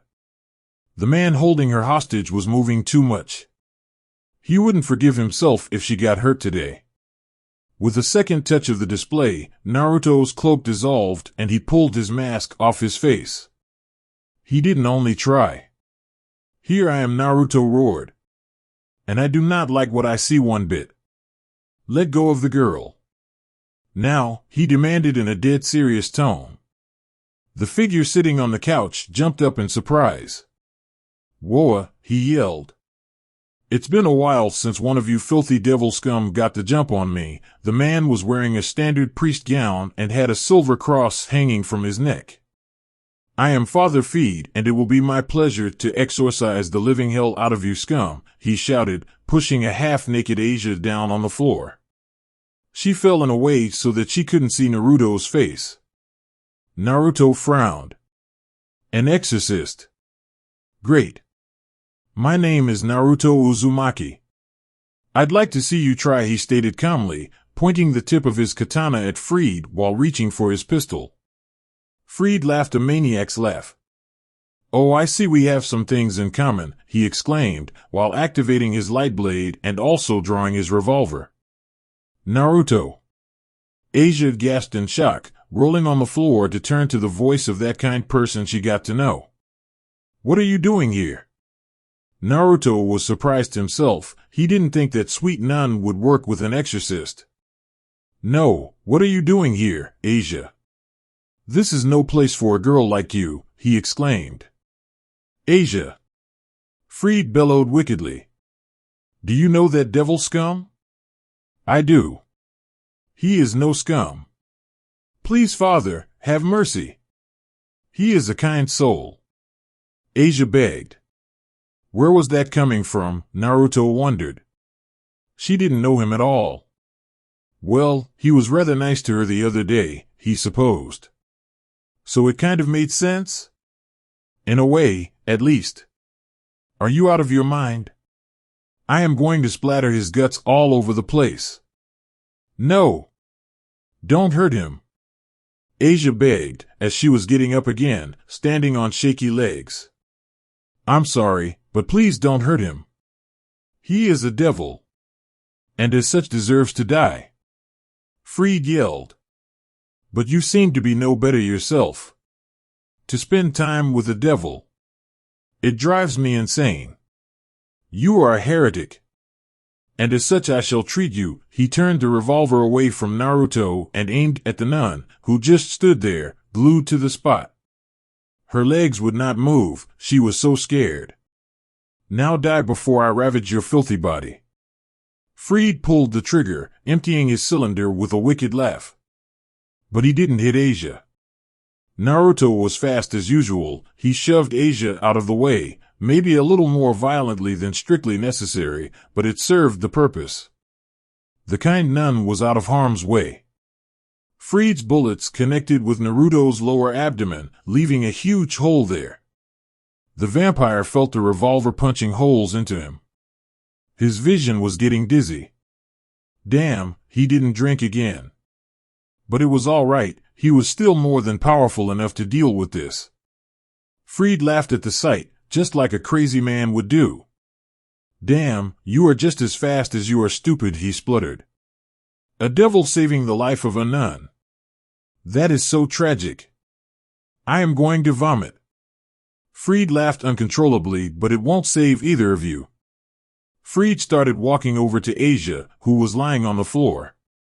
Now that this idiot is filled with holy bullets, bleeding to death, I am going to have some fun with you, Asia. No one will care what I do to a heretic, he bellowed, clearly insane as he reached out to the innocent nun, with the intention of tearing her cloth off and exposing her naked chest. He wanted to grab one of her breasts, he wanted to hear her scream in terror. But he didn't get to do it. He was barely in front of Naruto when he realized something was wrong. That devil. What the hell was he? Naruto merely shrugged, as the hole in his body immediately closed itself, leaving anything but the armor he was wearing undamaged. Freed's face dropped. What the hell? He asked. I hate to disappoint, Naruto said, causing Freed to turn around. His face came to an halt directly in front of Naruto's pistol muzzle. Eh? For the most part, I am a vampire, Naruto stated, as he wanted to pull the trigger. To the exorcist's credit, he was fast. He managed to dodge the first bullet Naruto wanted to put in his head, which naturally didn't stop their fight whatsoever. The two clashed together. Freed was good, no doubt about it, but he was not good enough. Naruto easily kept the upper hand, just like he predicted. He actually enjoyed having another swordsman to fight with, and so he prolonged the battle, just to satisfy his desire for some serious swordplay. Kiba was just not the right person to really fight. Naruto always felt like he'd slice the poor boy to bits if he didn't hold back. And Naruto was unfortunately really bad at holding back. After a couple of minutes of dodging bullets and blocking blows, Naruto had to admit that this was really good fun. And also rather challenging. Freed was pretty skilled in what he was doing, he had to give him so much credit. With a mighty blow, Naruto separated himself from Freed. The both of them were facing each other, simultaneously doing the same thing. Reloading. Naruto's heavy, yet empty magazine fell loudly to the ground at almost the same time when Freed's empty shell casings were drumming down.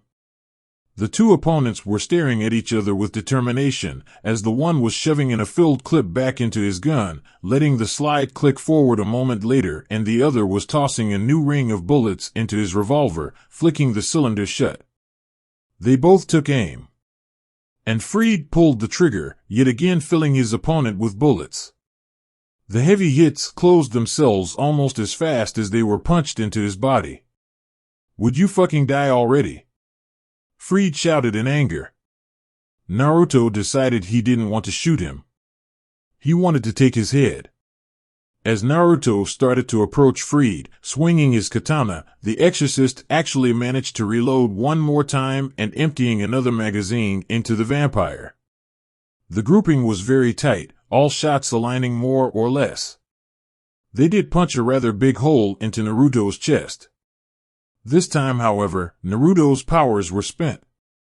He didn't drink for a way too long period of time, his self-regeneration was fading. Even though the holes left by Freed's bullets were starting to close, they didn't fully. The bleeding was stopping, but the hole was still there. Naruto's vision was yet again getting blurry, as he rose his katana.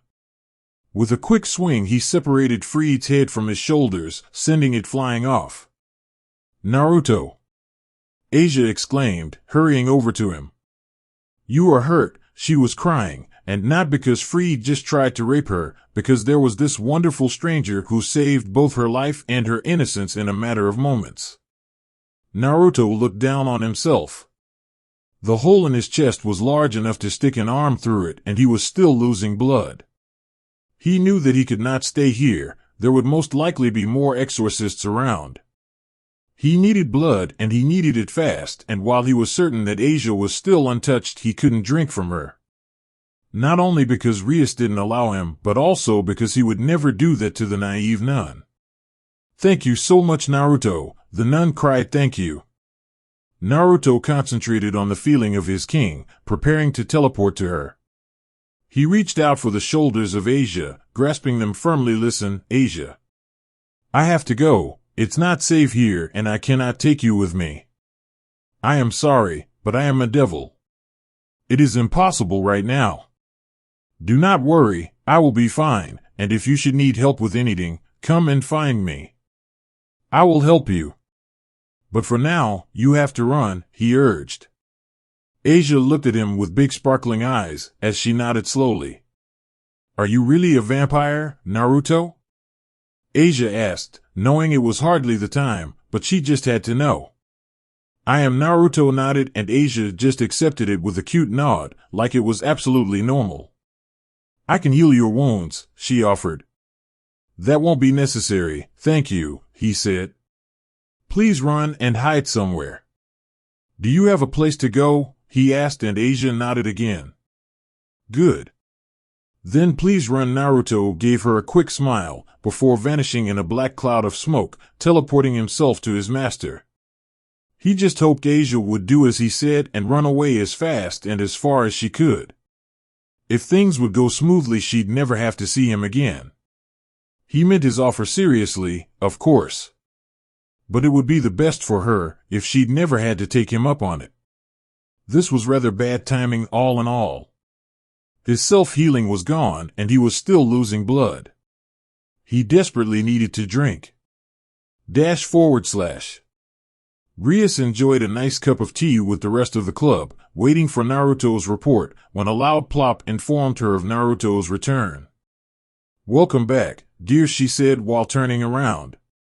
The shock-frozen faces of her friends should have been an indicator that something was not right, but she didn't realize it. As she turned, she had to see Naruto with a huge hole in his chest. He was tumbling towards her. "Everyone out," he yelled loudly, but no one moved, completely turned to stone. He was covered in blood, mostly his own, but some of it was from someone else. Rias sprung out of her chair and hurried over to him. Her level of worry exploded through the roof. "Naruto," she exclaimed. "What happened?" she asked, looking in his violet glowing eyes. "I need to take you up on your offer, ma'am," he pressed out, but didn't wait for an answer. In a swift motion he grabbed her, pulled her towards him, and tore that piece of fabric, covering the soft flesh between neck and shoulder, away.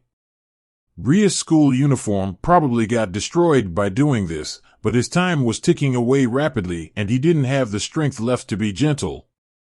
Before anyone realized what was happening, he had already sunk his fangs into Ria's soft flesh, eagerly sucking her blood.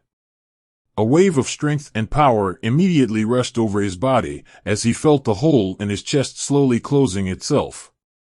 Ria's head immediately fell back into her neck as the incredible sensation of his sharp fangs piercing through her soft skin washed over her body. She imagined it would hurt, but it didn't at all.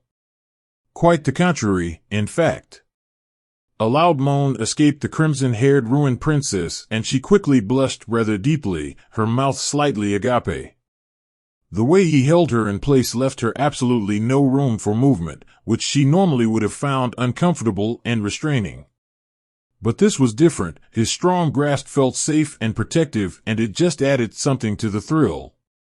Rias completely forgot about everyone staring at them as another moan escaped her lips. This was strangely arousing and not one bit painful. Damn, she could imagine that this would be the ultimate kick during intercourse. Rias was already incredibly sexed up, and that despite this hardly being the situation for it. She was a little ashamed for it, but couldn't help it. Naruto drinking her blood just felt so incredibly good. "What is going on here?" Kiba exclaimed, jumping up and reaching for his sword. "What is he doing to the president?" the knight demanded to know of Aquino, who already moved in front of the vampire and the president, to obscure at least a little bit of vision and provide at least rudimentary privacy for the two. The priestess of thunder just giggled softly. Don't worry, she said. There was no reason to hide the truth anymore now that Naruto was drinking from Rias in plain sight of everyone else. Maybe they should have left when he demanded it, but no one did. Naruto is a vampire. Rias is feeding him, she explained with a short glimpse at the president. Her ecstatic expression and lustful moans made clear that this was not painful at all. And she seems to enjoy it quite a bit, Akino added, while definitely sounding jealous. A vampire? Kaneko asked, grabbing Kiba and sitting him down again. Yes. And a very old one, that is. He is almost 1,300 years old, Akino explained. How is that even possible? The cat girl wanted to know. You find another vampire and ask him or her to turn you into one. If your reason appeals to them, they might do it. Naruto's voice interrupted, causing Akino to step aside. He was holding Rias in his arms, who was panting heavily, like she just had a mind-blowing orgasm of some sorts. Her face was still completely red, even though it was buried in Naruto's armored shoulder for the most part. Akino stared at him, on the one hand because his mouth was still smeared with blood, on the other hand because the hole in his chest was gone. Yes, the armor still was destroyed, but underneath was now a completely smooth skin of a muscular chest. Ma'am? Are you all right? He asked, whispering in her ear. She mumbled something unintelligible as in reply. Naruto rose an eyebrow. Well, it was her first time doing this properly, and he could not really hold back because of his injury. Akino? He asked, causing the queen to snap out of her staring. Yes? Take my hand, Naruto said, extending the one, which was currently not holding Rias, to her. My, are you opening a harem? Pulling two girls at once, she teased, but took his hand. Naruto rolled his eyes as he vanished in a black cloud together with the president and her vice. Not even a second later they were in the ground floor of a house, which obviously was not inhabited for long. Moving boxes were standing around and the furniture was either not fully assembled yet or had still protective wrapping around it. Where are we? Akino asked curiously. My new house, Naruto replied dryly. Rias just muttered something, which yet again was just gibberish. You bought a house? The black-haired beauty asked, surprised. How? Why? Yes, I bought a house. Why not? I can't live in the Four Seasons forever. It's surprising what they will sell if you have enough of this curious money thingy something. Naruto replied with a teasing smirk. Now, would you help me with Rias here? He asked. Sure, what do you want me to do? Akino eyed the president carefully. What is even wrong with her? Naruto nodded towards the stairs, indicating Akino to follow him. Well, the sucking of blood is very pleasurable for a girl. And I mean, really, really pleasurable. He shot her an obvious look. He had heard women telling him it was the highest form of pleasure they ever received, and there was no way they'd ever get off any different again. My. She is exhausted? Akino asked, clearly curious. Damn, Rias was basically AFK in her head. That had to be a mind-blowing experience. Akino was jealous.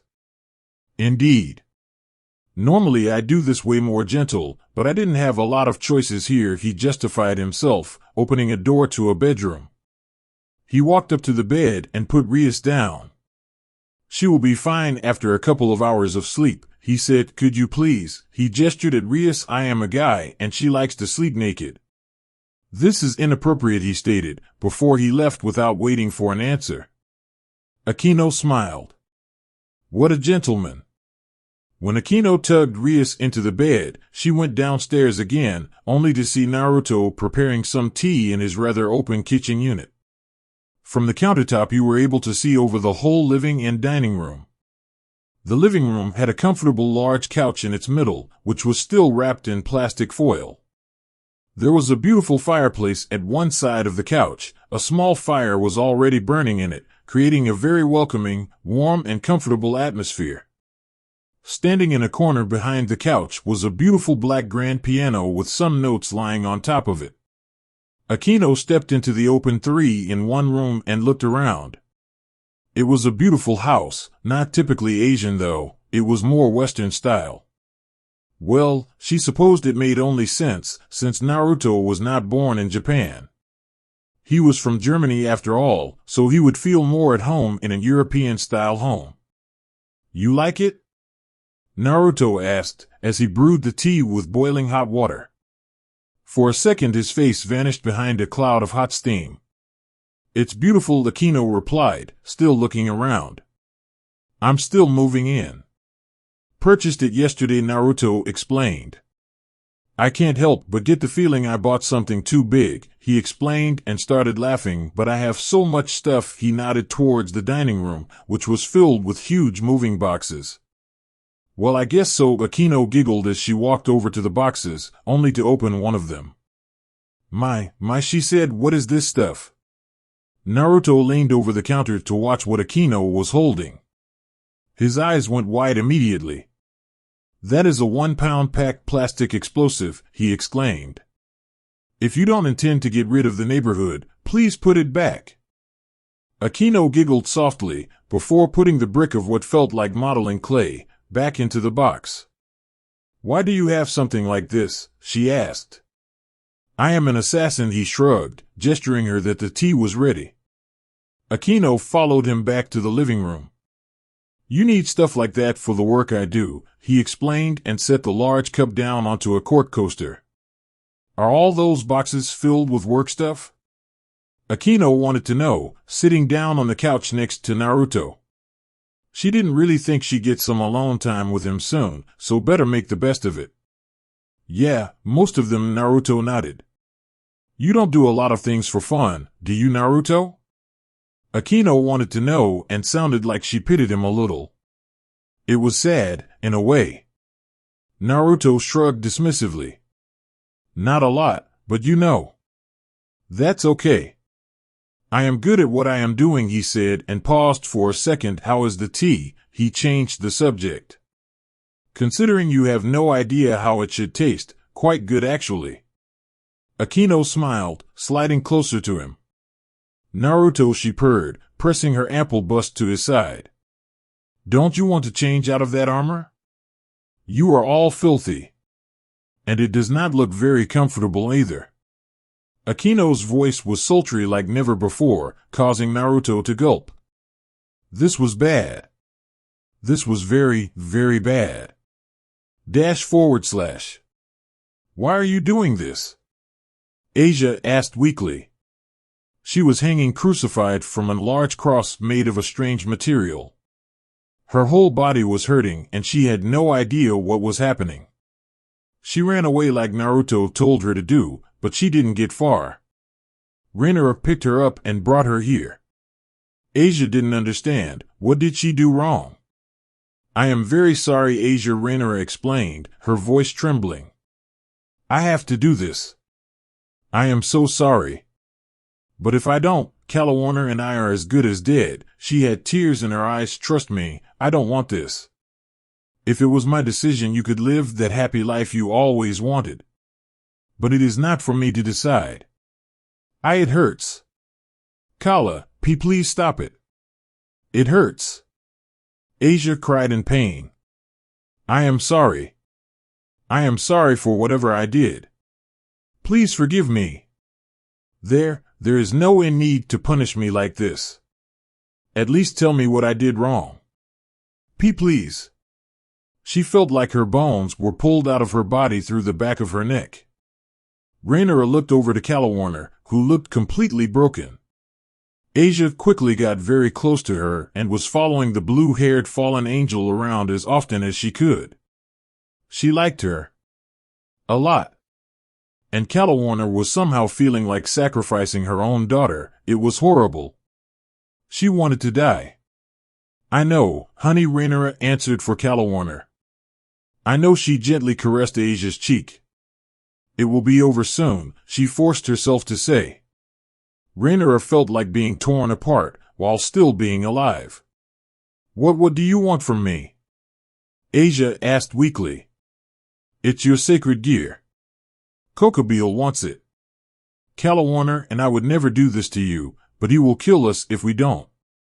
And now with that priest freed around, we can't run away with you anymore. Rhaenyra said and had tears in her eyes as the ritual completed itself and a green bubble with twilight healing inside of it floated into her hands. But Father Freed is dead, Asia breathed. The pain she felt was fading away, but she was getting very tired all of a sudden. At her words, Rhaenyra immediately got intent. Wait, what? How is Freed dead? Asia, what are you saying? She asked, exchanging a brief eye contact with her best friend. Naruto killed him, Asia breathed. I am sure he would help you. Asia continued as Rhaenyra's eyes widened from one moment to the next. Please. When I am no more. Don't give my sacred gear to that Kokobeel. Go to Naruto. He will protect you. Tell him. I wanted it this way. He will help. The dying nun was able to smile weakly at the blue-haired fallen angel, who was now standing right next to her. Asia, dear. How? She asked in a whisper. He is a vampire. Promise me, Kala. Promise me. I don't want you to die because of me. Rhaenyra was a second faster than Calawarner. She released Asia from the cross and the young nun crashed into her arms, her body limp and unresponsive. Her formerly so bright green eyes were dull and fishy. Asia. No. Stay with me, Rhaenyra screamed. She held her sacred gear in her hands and pressed it back into Asia's chest. Here, your sacred gear is where it belongs again. Come back to us. Rhaenyra shouted. This was not happening. Please. Why did the way out present itself in the moment when she had to die? Why? Why was this happening? Why did she have to do this? Rhaenyra couldn't stand it anymore. She hated herself so infinitely. Could there possibly be a worse person than her? What the hell are you doing up there, Rhaenyra? Someone suddenly asked. Rhaenyra laid Asia softly down to the ground as she turned around. Middle was standing at the ground of the cave the ritual was conducted in. Right next to her was Donasek. He was adjusting his fedora. Are you betraying us? He asked. Rhaenyra was boiling now. This was so unfair. She could not stand it any longer. It was enough. Why did she have to cause so much pain and suffering? Why? She never wanted any of this. Screw you, she yelled as she spun around. With a swift motion, and way faster than Donasek could have ever reacted, she summoned a light spear and tossed it at the fallen angel. It impaled him straight through his chest, probably killing him immediately. And even if not, he didn't live longer than a few seconds. Middle's eyes went wide as realization struck her. She turned around, starting to dart away, hoping she would make it to the exit in time. And screw you too, Middle. Rhaenyra yelled furiously. The smaller girl tried to run, screaming in panic, but she didn't get far. The next light spear pierced right through her back, also taking her life in a relatively short period of time. Rhaenyra spun back around to see Calawarner, who had already picked up Asia. We should search for this vampire. He might be able to still save her. Naruto. Rhaenyra whispered to herself, I am so sorry. // When Rias woke up, she had no idea where she was. All she remembered was falling asleep after a especially pleasurable experience. Oh, yes. He drank from me. She wondered how she ended up here as she slowly got out of the bed.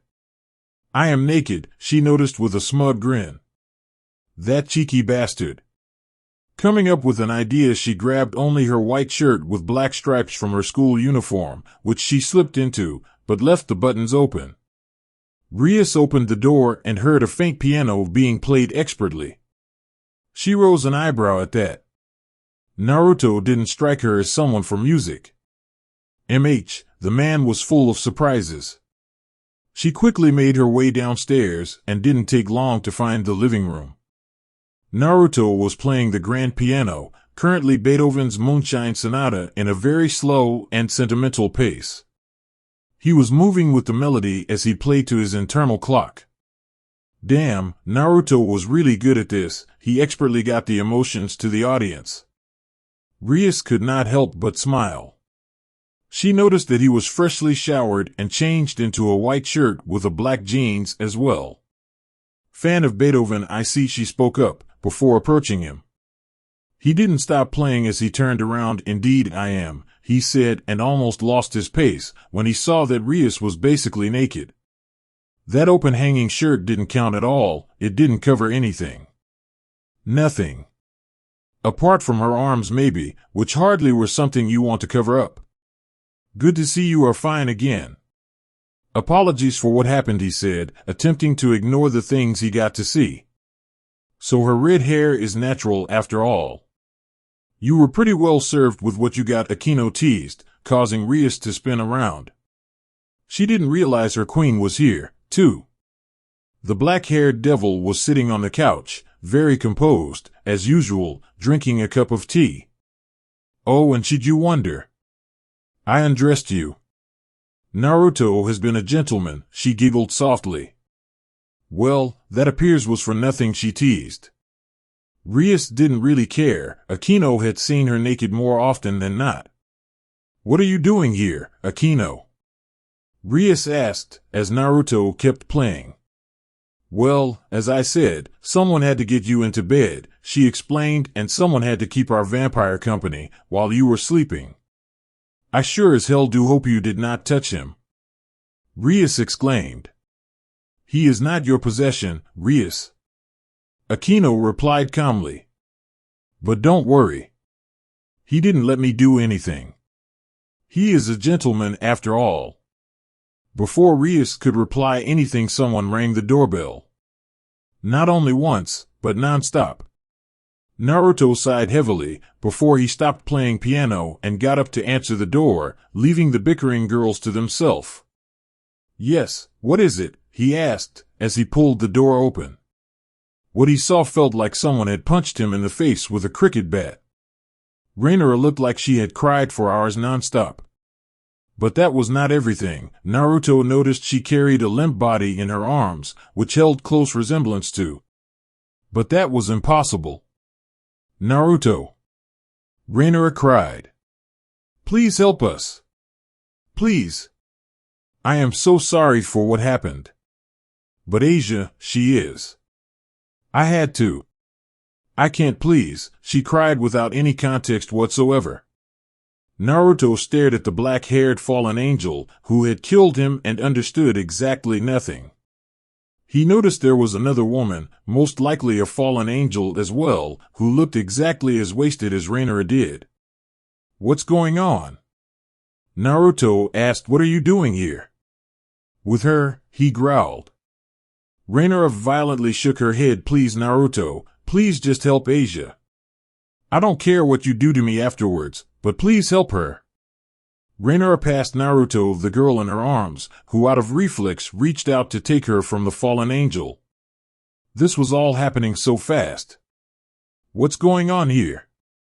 Akino asked, appearing behind Naruto. He ignored her. The girl in his arms was cold and didn't move at all. Rainara. He said, Asia is dead. The scream which burst out of the black-haired woman was heart-shattering. She could not take it anymore. Why was this happening? All she ever wanted to do was protect her friends. How did things end up like this? How? She sank to her knees, grabbing Naruto's leg. Kill me, she cried, kill me. Please. What is going on here? Who are those people? Akino asked again. Rainara is the fallen angel who killed me, Naruto said to Akino, who immediately tensed up. And this was Asia. Her sacred gear was twilight healing, Naruto tried to explain, too dumbstruck to go into any details. Did I hear twilight healing? Rias asked, as she too came to see what was causing that commotion. She was holding her shirt closed over her chest. It's too late. Rhaenyra sobbed. She is dead. It's my fault. It's all my fault. Is there nothing you can do? The blue-haired woman, who up until now stayed quiet, asked. Her voice was calm, but revealed that she was just as heartbroken as Rhaenyra. Even more so her eyes than her voice. That woman was dead inside, killed by a few words spoken from Naruto. She possessed twilight healing? Rias asked. Naruto nodded slowly. For a moment Rias seemed to think. Twilight healing was an ability she surely could use. She did not understand what was going on, but she did recognize an opportunity when one was presented to her. Give her to me, she said, holding her arms out to Naruto. Do you want to? He asked, somehow knowing what Rias was up to. She liked to collect rare things. Twilight healing sure was one rare as hell thing. I do, she nodded with an almost inappropriate smile on her lips. Naruto nodded. Here you go, ma'am. He softly laid Asia into Rias' arms, who immediately walked back inside.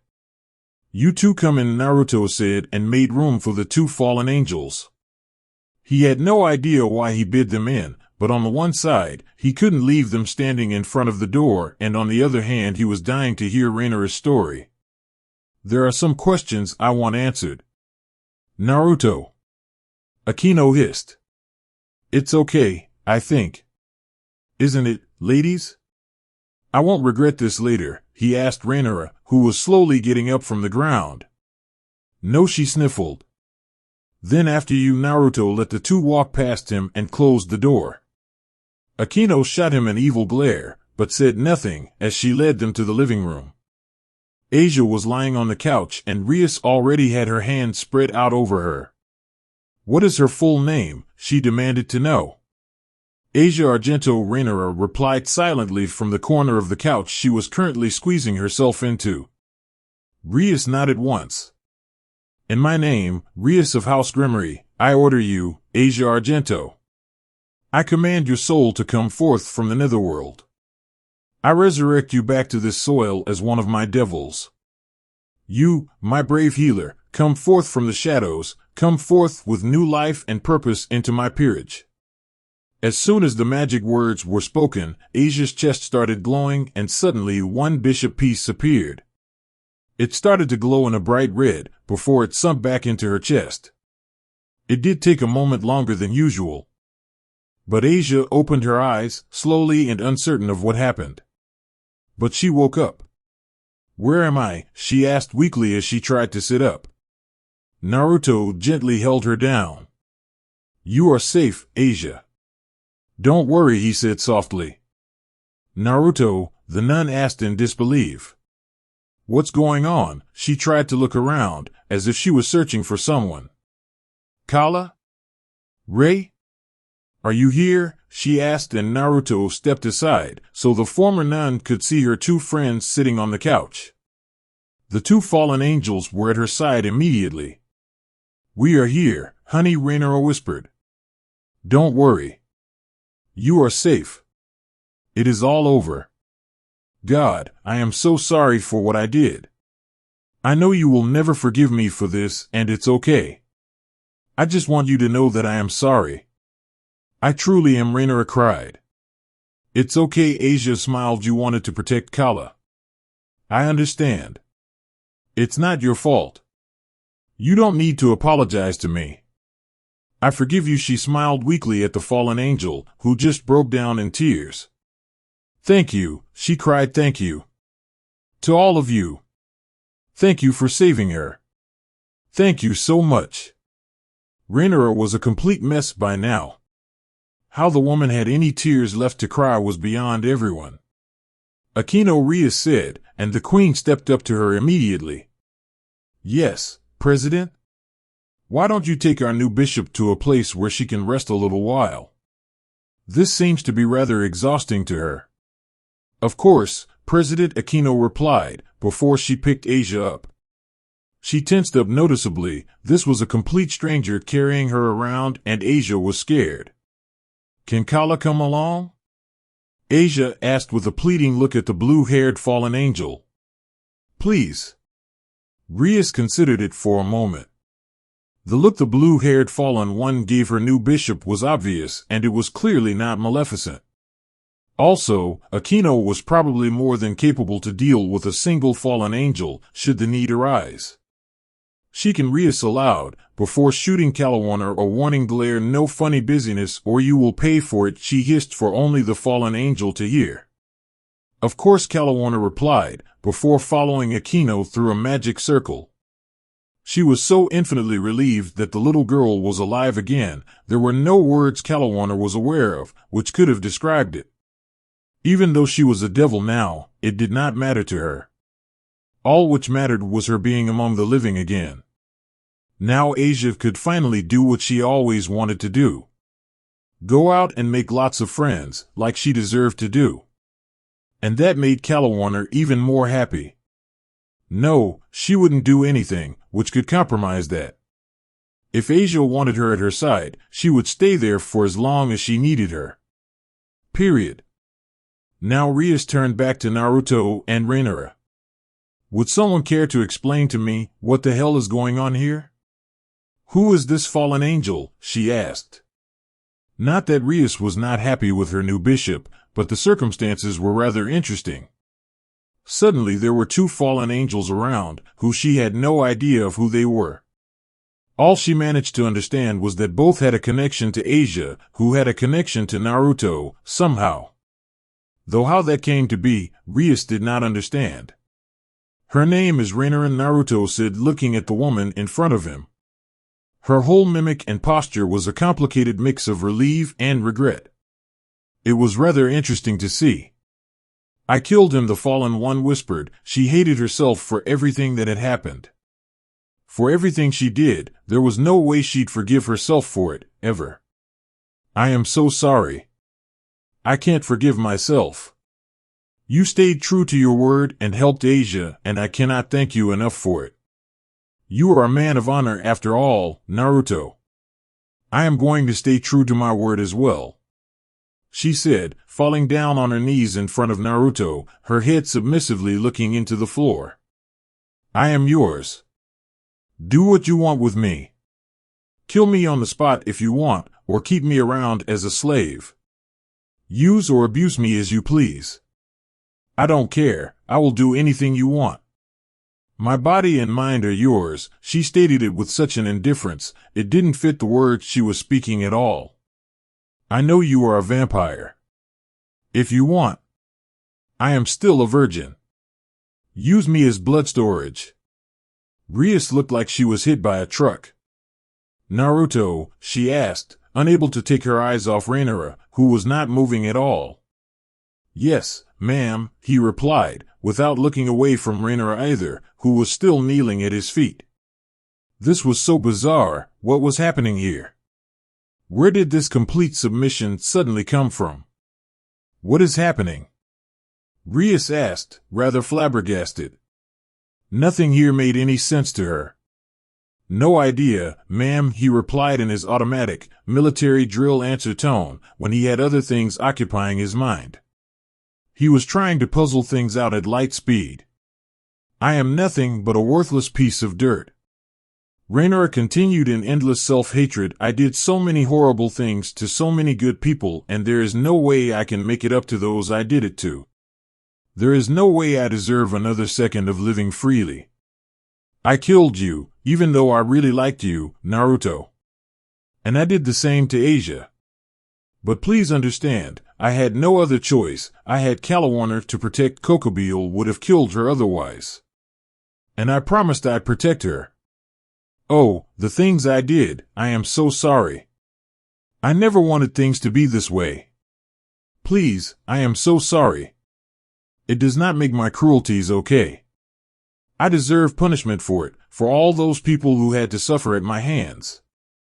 I am a horrible person.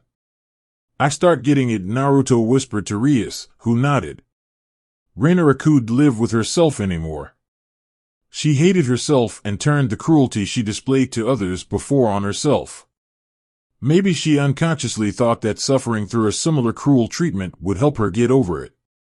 Maybe she just searched for a place she belonged to and was happy with being as low as a slave, just to have some purpose again. Naruto couldn't tell now. Can you handle a fallen angel? Rias asked. She had two thoughts here. The first was that a fallen angel, who was willing to give herself to a devil in such a way, was surely a good ally.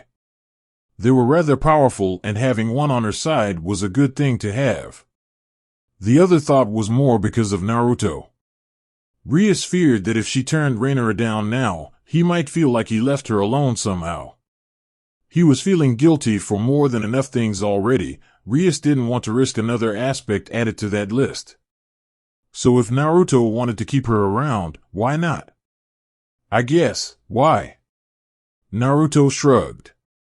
Well, maybe you should take her up on that offer. If she proves loyal, a fallen one can be a powerful ally for our cause. Maybe she is looking for a place to stay. Or do you want to send her away? Your decision. Rias explained. Who knows, maybe you will even like your new toy. Rias had an almost teasing voice. Naruto rose an eyebrow. Technically, Rias was right. Rainara would make a powerful ally if she proved herself trustworthy. If Rainara was probably unstable and floundering, she was desperately searching for a firm place where she'd regain the purpose she must have lost a time ago, and Naruto could most likely provide exactly that. A firm place with purpose. Also, Naruto felt really bad for Rainara. He could relate to her pain so much. He had to do cruel things to protect others as well. Though, he never regretted a thing. Well, not much at least, but that wasn't the point. Rainara regretted things and was seeking redemption. Maybe he could give it to her somehow? However, there was one more thing he had to point out before he would continue with this. Rias was probably right. But she needed to be aware of one thing. You do realize you are offering yourself to a devil? Naruto asked. A vampire devil currently in the service of Rias Grimory? Yes, Rainara nodded. She didn't care where she'd end up. Anything was better than that lunatic Kokobile, and she was sure Naruto was an honorable man. If he'd point the finger, she'd gladly follow him to hell. Literally.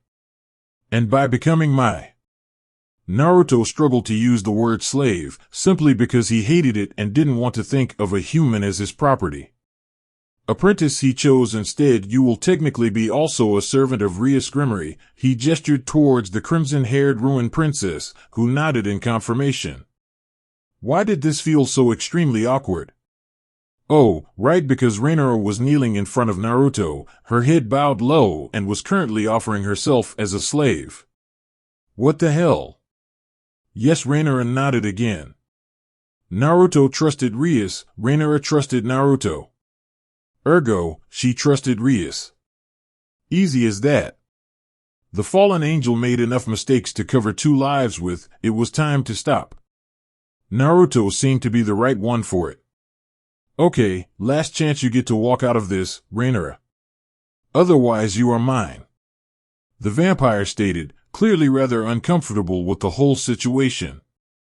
I understand. I am yours, should you want me. My body, mind, and soul belong to you now. Master. Rainara stated, and still sounded like she didn't care. She said it like she just threw a stone away, something with absolutely no value whatsoever. But she was talking about herself. Rias and Naruto exchanged a confused look. This was going to be very, very interesting. Rainara, please stand up, will you? Naruto asked, trying to diffuse the awkwardness a little. The fallen angel immediately obeyed, but her gaze was still fixed to the ground. Yes, master, she said humbly. How much of Yuma Amano was truly you? Naruto asked.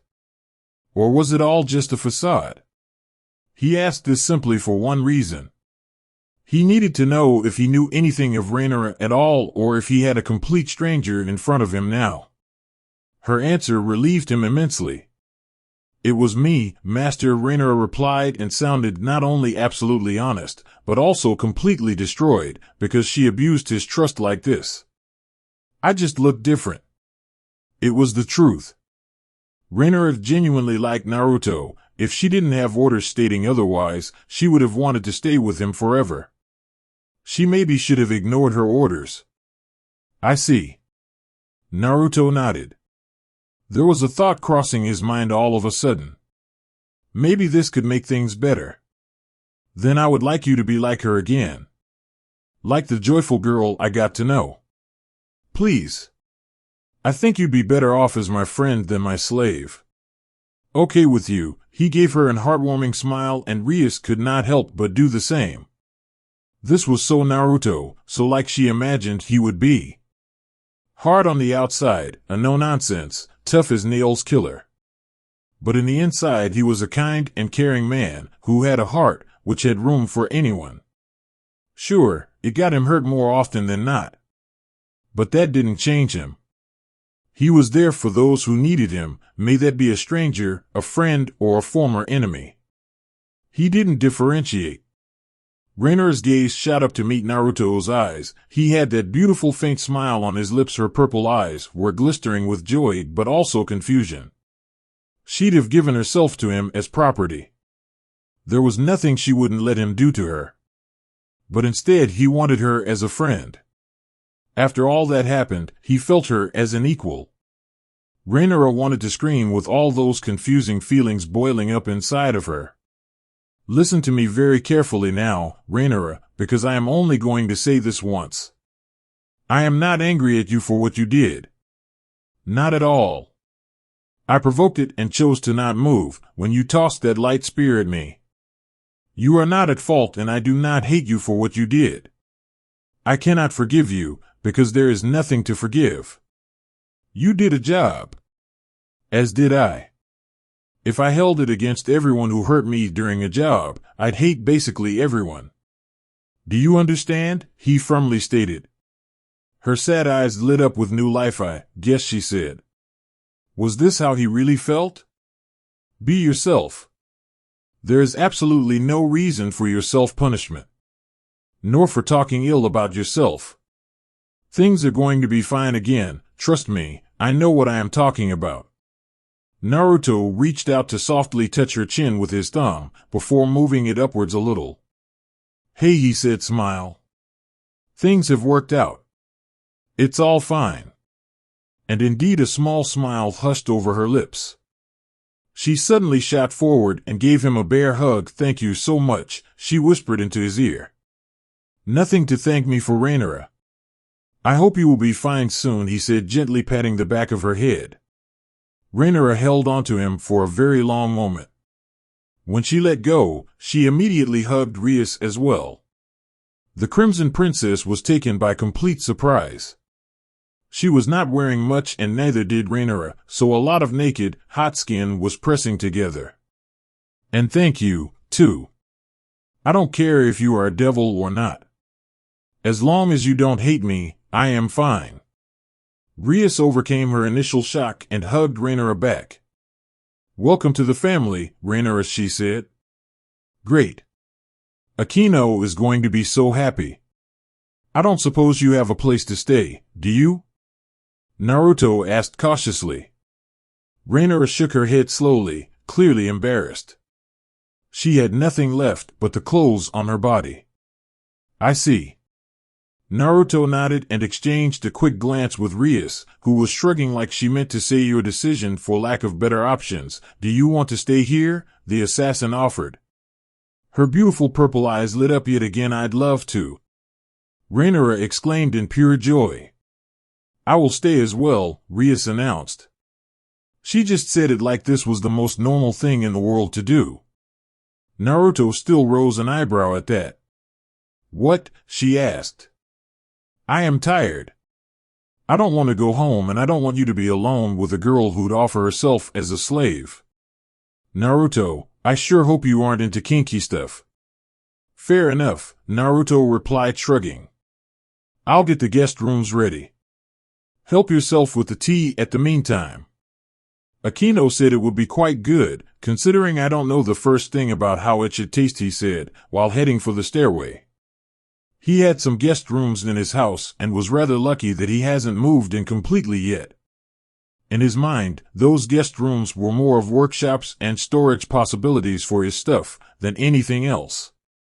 But, as of now, they still had beds inside. Raynora looked a little confused. Who doesn't he know how tea tastes like? She asked, scratching her head. That was like not knowing what water is. Don't tell me he is a coffee addict. For a moment, Rias actually wasn't quite sure if Raynora was joking. But she obviously was not. The crimson-haired ruined princess was about to explain it to her when Naruto laughed loudly a story higher. The house was apparently rather badly soundproofed because he actually replied to Raynor's question at least more or less from quite a bit away. I swear, that Twilight shit has ruined everything. You can't tell anybody you are a vampire anymore. Seriously, what is wrong with people? Why the hell would I drink tea? Or coffee? Or anything other than damn blood? Do you want to kill me? Next thing they ask is why I do not sparkle if I'm a vampire. That's because I am a vampire, you fucking idiot, not a freaking fairy. I also do not have magic wings, neither will I turn you into a vampire if you are just depressed enough, and no. I do not go to high school either. God damn it. Actually, Naruto, you do have wings. And you also go to school. Rias replied with a giggle. But that is both because of you, ma'am. Vampires don't have natural wings, Naruto replied as he came walking back down the stairs. He saw that Raynora and Rias were sitting on the couch next to each other, indeed enjoying some tea. I am sorry for what I said. I did not want to upset you, Moss. Naruto. Raynora apologized. I didn't know you can solely drink blood. He waved it off. It's okay, sorry I lashed out like this. Aquino has been teasing me for a week now. He rolled his eyes, before sitting down opposite to the two ladies. Teasing means she likes you, Rias grumbled, clearly not happy about it. The son of the no-life king chose to stay quiet about it. It was rather obvious that the queen in Rias' peerage was fond of him. Just as obvious as it was that Rias was upset because of it. And now there was Raynora as well, who was looking at him with these large puppy eyes, like he was some kind of savior. Great. Aquino's teasing words were ringing in his head all of a sudden. Are you opening a harem? Naruto internally grunted at those words. He was barely able to deal with one girl crushing on him, because he was still so very guilt-ridden and confused about everything. There was no way he'd be able to stay calm with 3 girls around. 3 absolutely gorgeous and apparently more than willing women. He sighed hard. And now he had just invited 2 of them to spend the night here. / Kala? Ray? Asia asked tiredly and confused when she woke up in an unfamiliar room. Damn, she was so exhausted. How long did she sleep? It felt like a minute, but surely it was more like a couple of hours. Asia weakly looked around in the room she found herself in. It was rather large and the lights were dimmed low. Asia noticed that she was lying on a couch next to a little tea table. She heard someone flipping pages in a book from time to time, but could not see who it was or where. When she wanted to sit up to have a better look, Asia noticed something holding her back. She looked down on her body, only to see a tuft of blue hair like only one woman had it. She fell asleep a while ago, a voice Asia imagined to have heard before said, followed by some steps and a beautiful black-haired woman with purple eyes walking up to the tea table. She sat down on the couch opposite to the one Asia was lying at, a finger inside a closed book, to remember the page. I'll be honest, I never thought a fallen angel could care so much about a human woman. One who has been reincarnated as a devil, that is. I have been reincarnated as a devil? Asia asked shyly. Yes, you have. Aquino smiled warmly, but don't worry. You are in good hands. We are all looking forward to meet you. Why did you want me? I don't remember much, Asia admitted. Calawarner still didn't wake up. Don't worry about it. Akino smiled. You were dead, and I guess Naruto didn't like that, she explained, and neither did those two fallen ones. It was because of him that we get to be together again, Calawarner suddenly said. Apparently she just woke up. She sat up on the floor and reached for Asia's hand. I owe him a lot, she smiled at the young girl with the beautiful golden hair. He saved my life twice now, Asia stated, absent-minded as she relieved the moments back at that house a few days ago. Father Freed had pulled that trigger before Naruto saved her. And now he made it possible for her to be reincarnated into a devil. She was not sure how she felt about being a devil. But she was alive, was she not? He did? Akino and Calawarner asked simultaneously before they shot each other a deadly glare. Apparently the relationship between those two would be a very, very bumpy start. He prevented Father Freed from shooting me. Asia smiled bitterly. But I am also the reason he got hurt. I should not have distracted him so much, she said. You don't need to worry, Asia, Akino said supportively. He regenerated already. It won't even leave a mark. Oh, right. He is a vampire, is he not? That he is. Akino nodded with a warm smile. Is he also a devil? The former nun wanted to know. Yes. He has been reincarnated by Rias into a mutation piece of unknown specification, Akino explained. Rias also reincarnated you, Asia. You are a bishop, she smiled. Asia seemed to think for a moment. Naruto was a devil, too? If that was the case, then surely she'd be fine here. She didn't deny that it scared her, suddenly being a devil, but if Naruto was one too, it surely couldn't be half bad. You don't need to worry. The Grimoires are famous for their kindness towards their servants. Even amongst the fallen angels. Calawarner gently stroked a stray lock behind Asia's ear. You are in good hands here, okay? Akino blinked a couple of times, processing the clear praise the fallen angel just gave Rias. It sounded so wrong in her ears. But apparently that blue-haired woman cared deeply for Asia, and that kind of loyalty went very far with Akino. Your friend is right. Welcome to our family, Asia, she smiled at the former nun. Oh, I believe I haven't introduced myself yet. I am Akino Himejima, and a queen in Rias peerage. It's a pleasure to meet you, Asia. Asia didn't feel like she understood everything which was going on, but she was positive that things would clear up in a couple of days. And if not, she could always ask Naruto. Or that Rias, which she still had to meet, who seemed to be the head of it all. // Naruto woke up in the middle of the night by a painful scream shattering the silence of the night. He shot up in his bed, straight as a candle. He looked to his right, where Rias was peacefully snoozing. He still wondered why he allowed her to sleep here, but she had her mind made up, and Naruto felt like he had to pay her back at least a little bit for the violent bloodsucking he did to her in the early evening. So if she wanted to sleep in the same bed as he did, fine. But why does she have to do it naked? This was so tense and awkward somehow. At least for him. She had no problem using him as her cuddle pillow. Fine. Now, but what was that scream?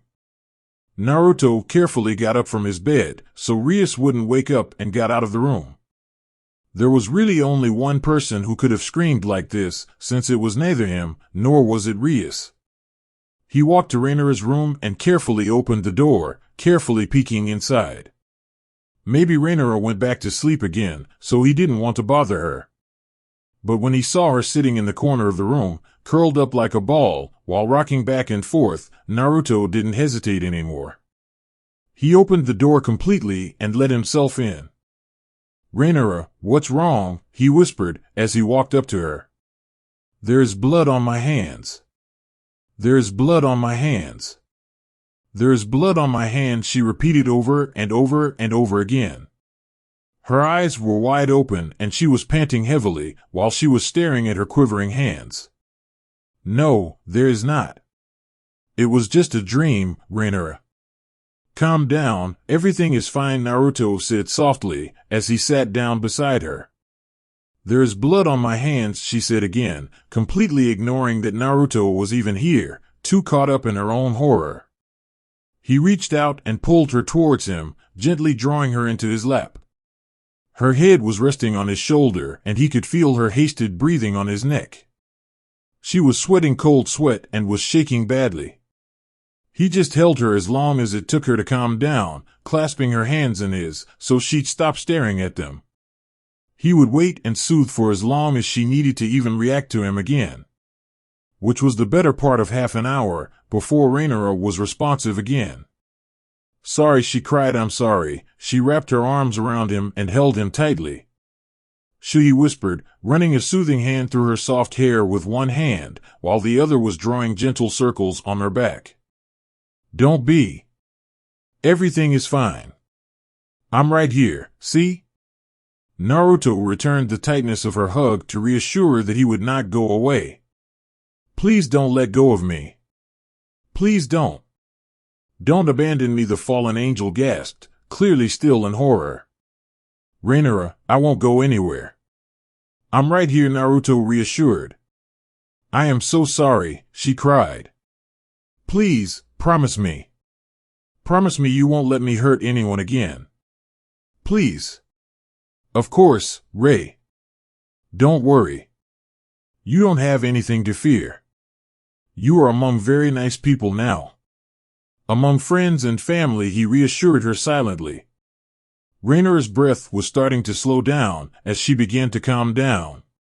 They stayed like this for quite some time, the fallen angel sitting in the lap of the vampire, holding onto him for dear life. Naruto had seen this before. What Rhaenyra had lived through was called night terrors. Basically an extremely realistic and even more horrible form of a nightmare. Affected persons often were victims of extreme psychological pain or stress. Once they wake up, they are basically paralyzed and do not respond to external input for some time, until they can calm down. The worst thing, there is nothing you can do against it, apart from being there for the victim. Night terrors sometimes go away after a while, but more often than not they stay with a person forever. Naruto suffered through this every night for almost 300 years. He knew how it felt. It wasn't something he'd wish anyone. Not even his worst enemies. Night terrors were worse than torture. Rhaenyra lifted her head from Naruto's shoulders and looked into his beautiful blue eyes, which were glowing in the moonlight, coming through the only window in her room. I will never leave your side again, Naruto. Never, she said, as she softly held his head in between her hands and placed a gentle kiss on his lips. He noticeably tensed up. Rhaenyra. He whispered, not really knowing how to respond. You are with Rias, I see. She said and tried not to sound sad. No. Yes. That's not it, it's really complicated. There used to be someone, he stated feebly. An understanding smile showed up on her lips. I see. You have lost someone. It was not a question at all, but Naruto nodded anyway. It was so difficult. Rias alone was difficult, he liked her. And now there was Rhaenyra, and she was so very sweet herself. God, why is this happening? Naruto thought and immediately regretted using the terminology, as a stinging pain rushed into his head. Fuck you, you idiot, you are dead. I hope you'll still allow me to stay at your side, she whispered, curling up in his arms, before adding, I feel so safe with you. // Rias woke up to the amazing smell of bacon and eggs. She blinked the dizziness in her eyes away, before she got up. She found herself in Naruto's room, but he was nowhere to be seen. Obviously, he surely was making breakfast. Rias smiled, as she quickly dressed herself and walked down. Naruto was standing in the open kitchen, wearing a simple black apron over his school uniform. Wow, that smells amazing, Rias said with a yawn. As she gave Naruto a quick hug from behind, peering over his shoulder. Or at least she tried to, but Rias wasn't quite tall enough. Hope eggs and bacon are fine, Naruto said. Sure, I can stomach it, Rias replied with wink, and Naruto just rolled his eyes. Tea is on the table. Naruto pointed towards the living room. The dining room was still full with boxes and stuff, so they had to eat in the living room. Rias thanked him before she poured herself a cup and walked towards one of the comfortable couches in the living room. And who was already there, bowed over a cup of very strong-smelling coffee? The fallen angel, Rhaenyra. Rias sat down opposite to her as she looked up for a moment. She had pretty dark circles around her eyes, which were completely red. Her hair was messy and she was rather pale. No offense, but you look like shit, Rias blurted out. Yeah, I know. Thank you. She rose a cup of coffee. Why do you think I am drinking this piss? Rhaenyra smirked for a second before it proved too exhausting. What did you do all night? Rias wanted to know. Rhaenyra was obviously very uncomfortable with the question. She looked away, ashamed. Nightmares, Naruto answered for Rhaenyra as she set 2 plates of bacon and eggs down, pretty bad ones. She needed time to calm down and couldn't go back to sleep afterwards, he said. Oh, I see. Rias said with sorrow. That didn't sound too good. If I can do something to help. Just don't tell anyone, Rhaenyra said, digging into her eggs. Rias just nodded as she reached for her own portion of eggs and took a bite. Wow, that is actually quite good, she stated, surprised, looking over to Naruto, who was rubbing the back of head. Yeah, well. I kind of like cooking, he confessed, and tried to shrug it off as no big deal. But that was a vampire telling he liked cooking. See where that doesn't make sense? Yes? Good. What? Both Rhaenyra and Rias asked in perfect sync. Sorry, okay? It's a hobby.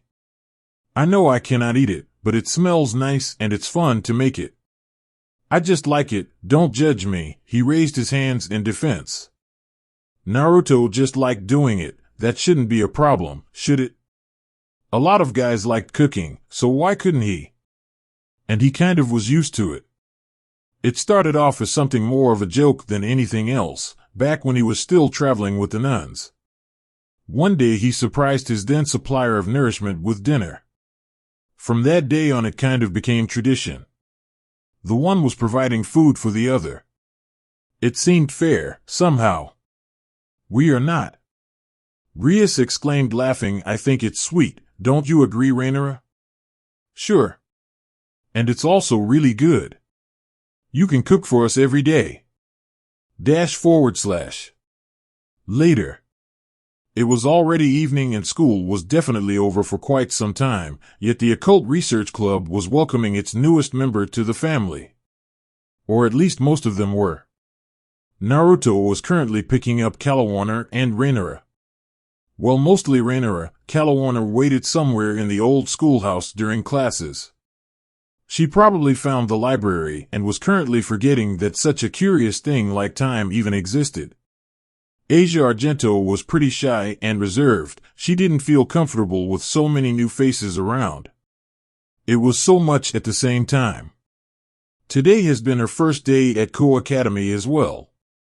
There were a group of 2 boys who were giving her perverted looks all day long. Generally, everyone seemed to look at her. Asia felt uncomfortable with so much attention. But at least Rias was very nice to her.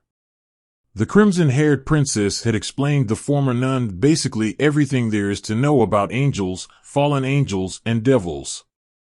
The latter group, of course, having the focus of her attention, since Asia was now one of them. Rias had to admit, she didn't expect the former nun to stomach this so well. On the other hand, Naruto had told her that all Asia desired was making good friends. Rias was sure that would work out nicely. They all were more than friends, they were family, and once Asia would unbend a little bit and get used to her new environment, she would settle in nicely. Rias just knew it. She was just telling Asia that there was no need to worry about anything and that she was completely safe when the door burst open. That could only be one, and it was. Naruto came walking into the clubroom, followed by Kalawarner and Rainara. His tread was upright as usual, and Rias finally knew where this came from. The armor he usually wore was pretty heavy, thus enforcing an upright posture basically on its own. This stance was apparently so incorporated into Naruto's movements, he couldn't get rid of it when he was just wearing his school uniform. "Ma'am Kiddo," Naruto said, while giving the Crimson Princess a playful two-fingered salute. "Look who I stumbled into." He pointed towards the two fallen angels he had in tow. Rainara was standing rather close to Naruto, at least way closer than Kalawarner was, and she had her black wings out, for a reason Rias was not aware of. "Naruto!" Asia exclaimed, preventing the president from answering the one who was probably her most mighty evil piece. The blonde-haired girl stormed towards the vampire and hugged him tightly. "I didn't have the opportunity to thank you," she said, "so, thank you very much. If not for you, I wouldn't be here. You saved my life twice. And you prevented Father Freed from..." She stopped herself from talking further. Naruto just chuckled softly, while patting her head. "Don't worry, Asia. You are very welcome." The nun let go of him and stepped back a little bit to bow down deeply. "I am forever in your debt," she said. No. You are not," Naruto continued, reaching for Asia's shoulders. "You are part of our family now, isn't that right, Rias?" Naruto said, looking over to the president for a little support. "That is absolutely correct. And in this family we look out for each other. You can always count on Naruto to protect you, no matter what," Rias said with a smile. "Is that true?" Asia whispered. "Sure is," Naruto replied, "don't you worry." "Thank you," Asia exclaimed, before she turned to sit down on the couch next to Kaneko. The cat girl was suspiciously eyeing Rainara, who was trying her best to ignore it. Kiba also seemed to burn for answers. Why were there two fallen angels in this room? Well, at least one for sure, but Kiba was sure the lady in the deep purple outfit was one as well. "Now, you sure wonder who our guests are," Rias started, as Naruto was walking up to the desk, where he put his briefcase down, beginning to search for something inside of it. "As you probably figured out, they are both fallen angels. Rainara and Kalawarner were the two who brought Asia to us." Rias began to explain they are currently not in any way affiliated with the other fallen angels. "We have talked about this for quite some time now and came to the conclusion that the two of them will surely be very powerful allies to our cause," Rias said and looked at Naruto, who apparently found what he was looking for. He retrieved two portfolios from his briefcase. "Naruto, would you continue?" "Yes, ma'am," Naruto replied firmly. "So, as things are now, we decided that the two of you will remain under my supervision until further notice. We figured you might prefer this to any of the other ones. Are you two fine with this?" he asked. Both Kalawarner and Rainara nodded. Sure, the black-haired woman said, but her best friend completed that sentence for her. "What are we going to do all day? We can't follow you around all the time, can we?" she wanted to know. Naruto had to chuckle. "True, you can't." "Well, not really. But I already took care of that." He smiled as he walked towards the two fallen angels, handing them both a portfolio with documents. "Kalawarner, as of now you are working as a PE and English teacher in the academy," he said. "We had considered bringing you here as a transfer student, but I am afraid you look too old for that." Naruto said, realized how rude that was and quickly added, "No offense. It's just that no one would believe you to be an 18-year-old student." Kalawarner giggled. "It's okay, no offense taken. So if I am a teacher, what are you, Rainara?" "Well, Rainara does look a lot younger. We enrolled her as a fourth-year transfer student." Naruto smiled at the black-haired fallen angel. "I look forward to seeing you in class tomorrow." Yuma, he smiled. Why did you choose this name as your alias? Well, I kind of like it, and we need a fore and surname for enrolling you. I already had trouble with coming up with one for Calawarner, so I chose the easy path for you, he shrugged. The mentioned fallen angel was reading her records. My surname is Azarova, she gasped. Yeah, that is Russian and means absolutely nothing.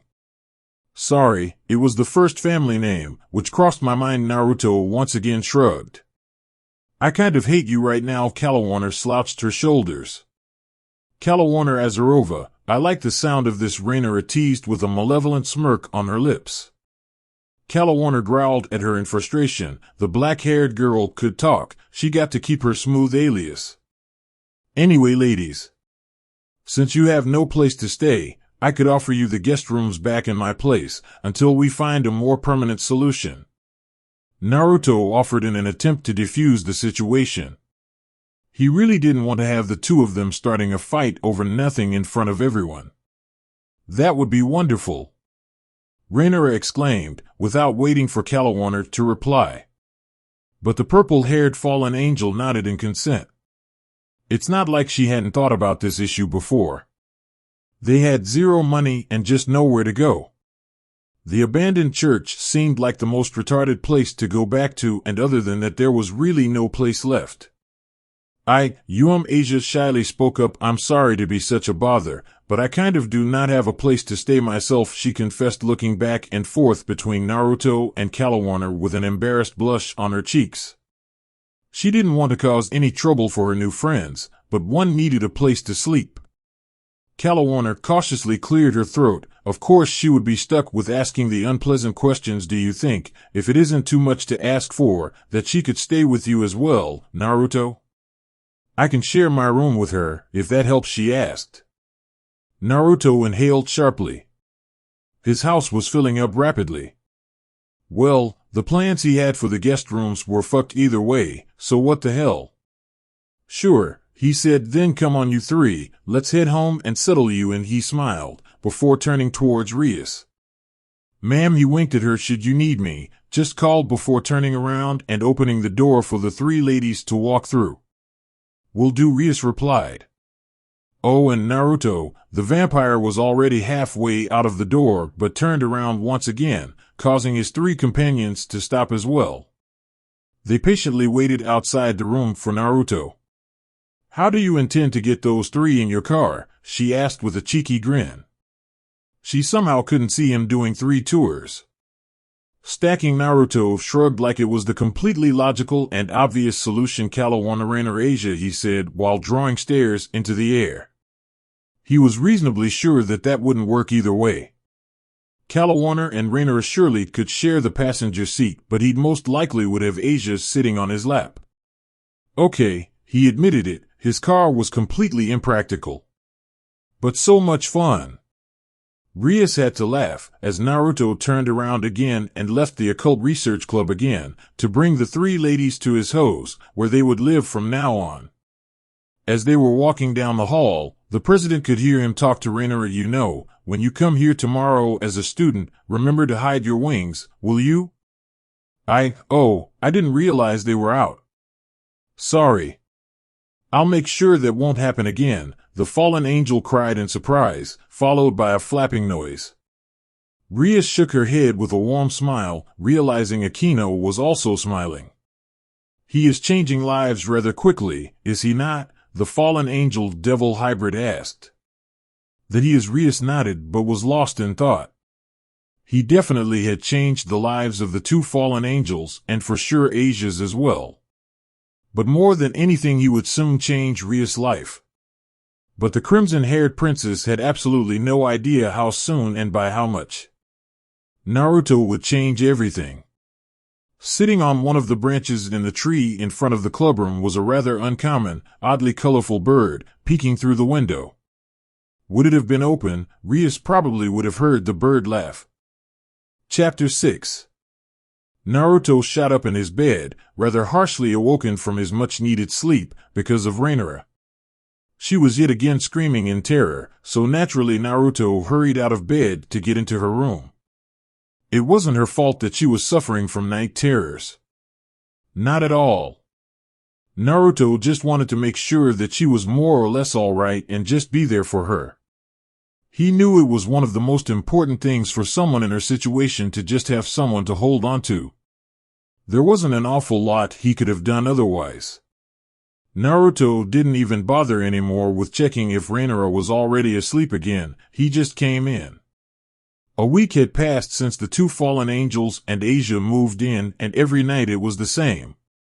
At some point the beautiful fallen angel would start up from her sleep because of the truly horrible night terrors she was suffering.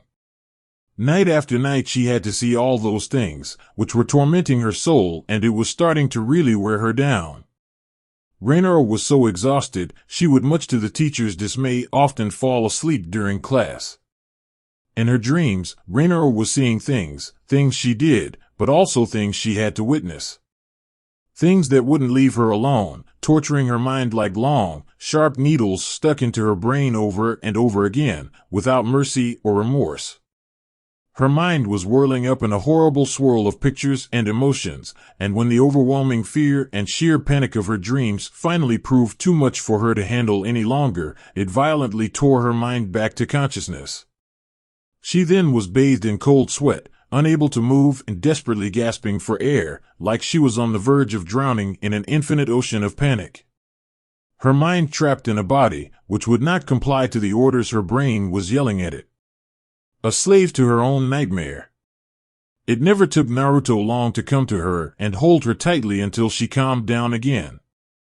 He gathered up what was left of her shivering body and held her close until her body was able to catch up with what tortured her mind. No matter how long it took her, Naruto stayed at her side. His soft touch and whispered reassurances that everything was fine and it all was just a bad dream helped so much. It was impossible for Reinoa to even comprehend. His words seemed and felt like magic when she was curled up in his strong, protective arms. Her breath would finally slow down back to normal and she would be able to move again. The uncontrolled wincing would slowly fade away and Reinoa would calm down after some long and agonizing minutes. "This can't go on like this," Naruto whispered softly, gently running his fingers through her hair. He found out that this had the most calming effect on Reinoa, along with soft circles, which he was painting on her back using two of his fingers. "I'm sorry. I'm trying, but it won't go away," she cried silently, tightening the grip she had around him. Naruto shook his head, while he was gently patting Reinoa's head. "That's not what I meant. We have to find the reason why you are having these night terrors." "I don't know," Reinoa said, beaten. She had thought about it basically every day, but she had no idea. "I just don't want to hurt innocent people anymore." "Why did you do this in the past?" Naruto asked, suddenly having an idea. Reinoa had mentioned that she wanted to protect her friends from someone. She said that person would have killed both of them otherwise. Well, I had to protect Calawarner and, well, there were others who wanted me to do things. So if I wanted Kala to be fine, I had to do the other stuff," she stuttered feebly. Naruto considered that for a moment. "Why didn't you tell them where to stick it?" he asked. Maybe he was right. It was just an idea, though. He could have been miles off. Reinoa was silent for a while. Naruto waited for her to speak up. He patiently gave her all the time she needed to collect her thoughts and think them through. The vampire was perfectly aware that those things didn't come easy. It took Reinoa some minutes, but Naruto didn't mind. He listened carefully when the fallen angel spoke up again. "I couldn't do that, as much as I wanted to. They would have killed me if I did. And even worse, they would have killed Kala, too. There wouldn't have been a thing I could have done to prevent it. I was too weak to defeat them if they decided we were a liability. So if I wanted my friend to live on, I had to comply." She admitted and sounded ashamed. For the shortest of moments Naruto had a smile on his lips, which vanished just as fast as it appeared. He was right. Reinoa knew herself well and knew what she was capable of doing and what not. A rare trait, to be honest, most people completely overestimate themselves. Rhaenyra didn't. She stayed reasonable and decided on a way to act, considering her capabilities. The reason for her current mental torture was her own weakness, or better, the awareness of the weakness. The ancient vampire knew that feeling all too well. He was mortal once. He knew how it felt to be powerless. To desire change and the ability to initiate it more than anything else, all while constantly being reminded that this particular set of skills was not obtainable by you.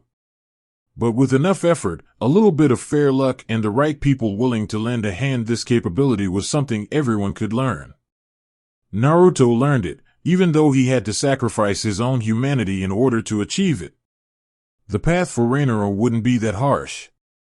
She was already a fallen angel.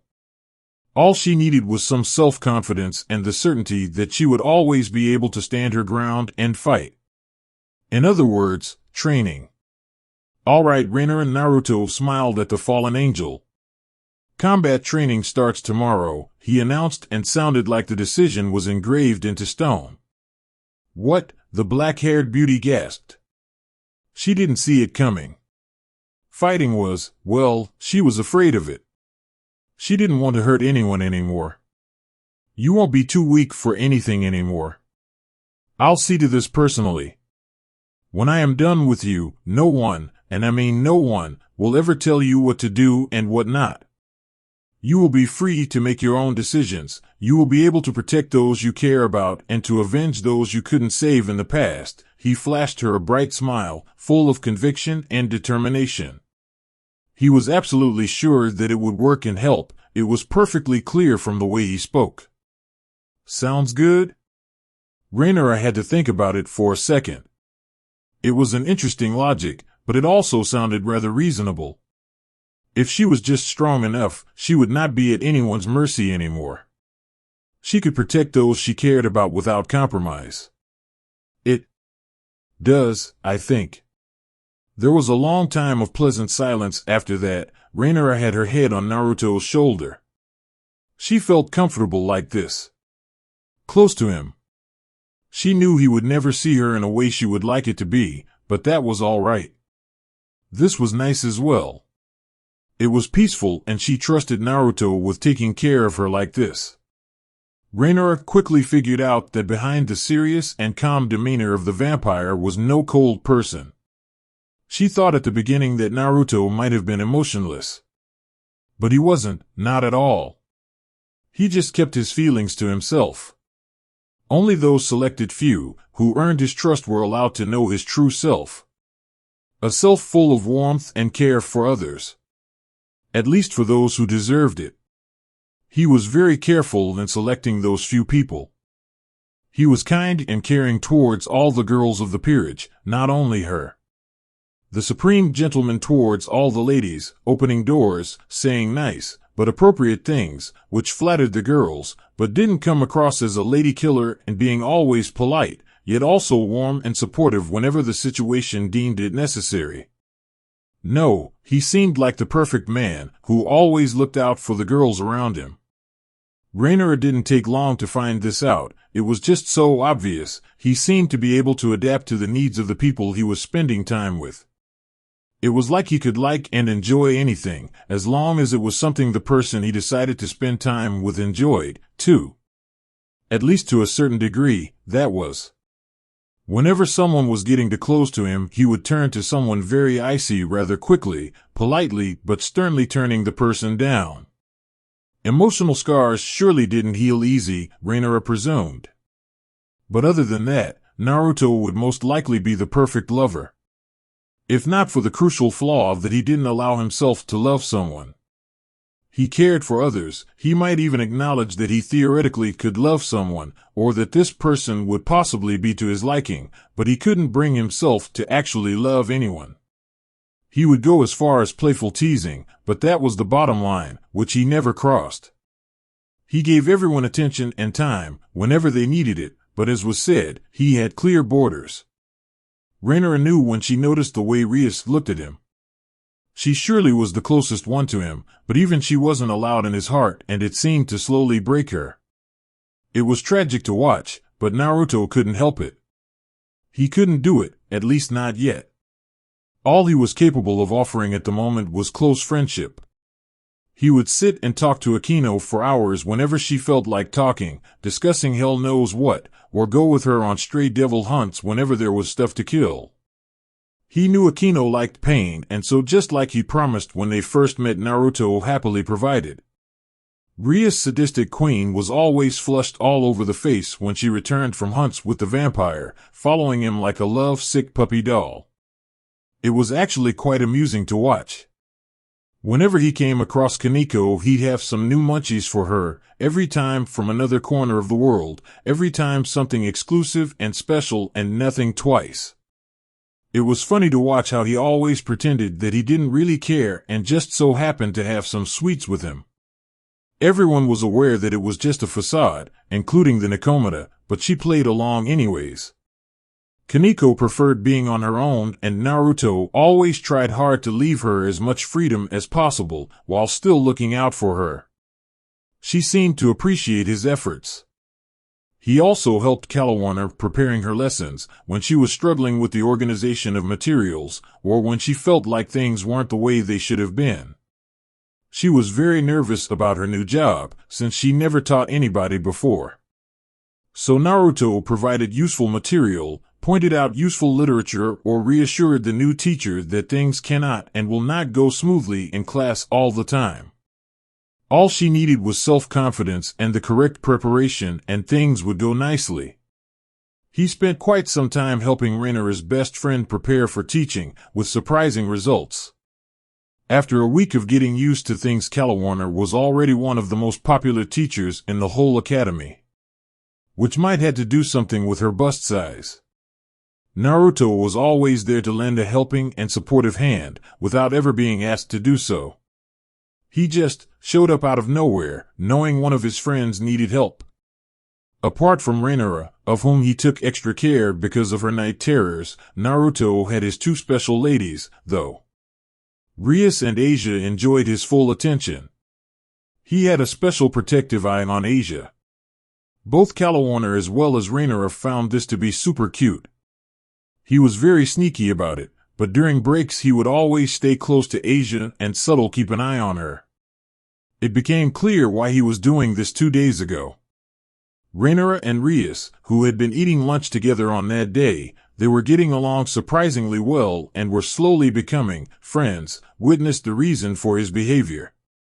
Asia was surrounded by boys all the time. She was extremely popular with the younger ones. But there were two who overstepped a lot of borders. The perverted duo, Mizuta and Motohama, who made a sport of peeking into the girls' changing rooms more often than not, were being very forward with Asia. The poor girl was visibly uncomfortable, as the two pervs were invading her personal space rather aggressively.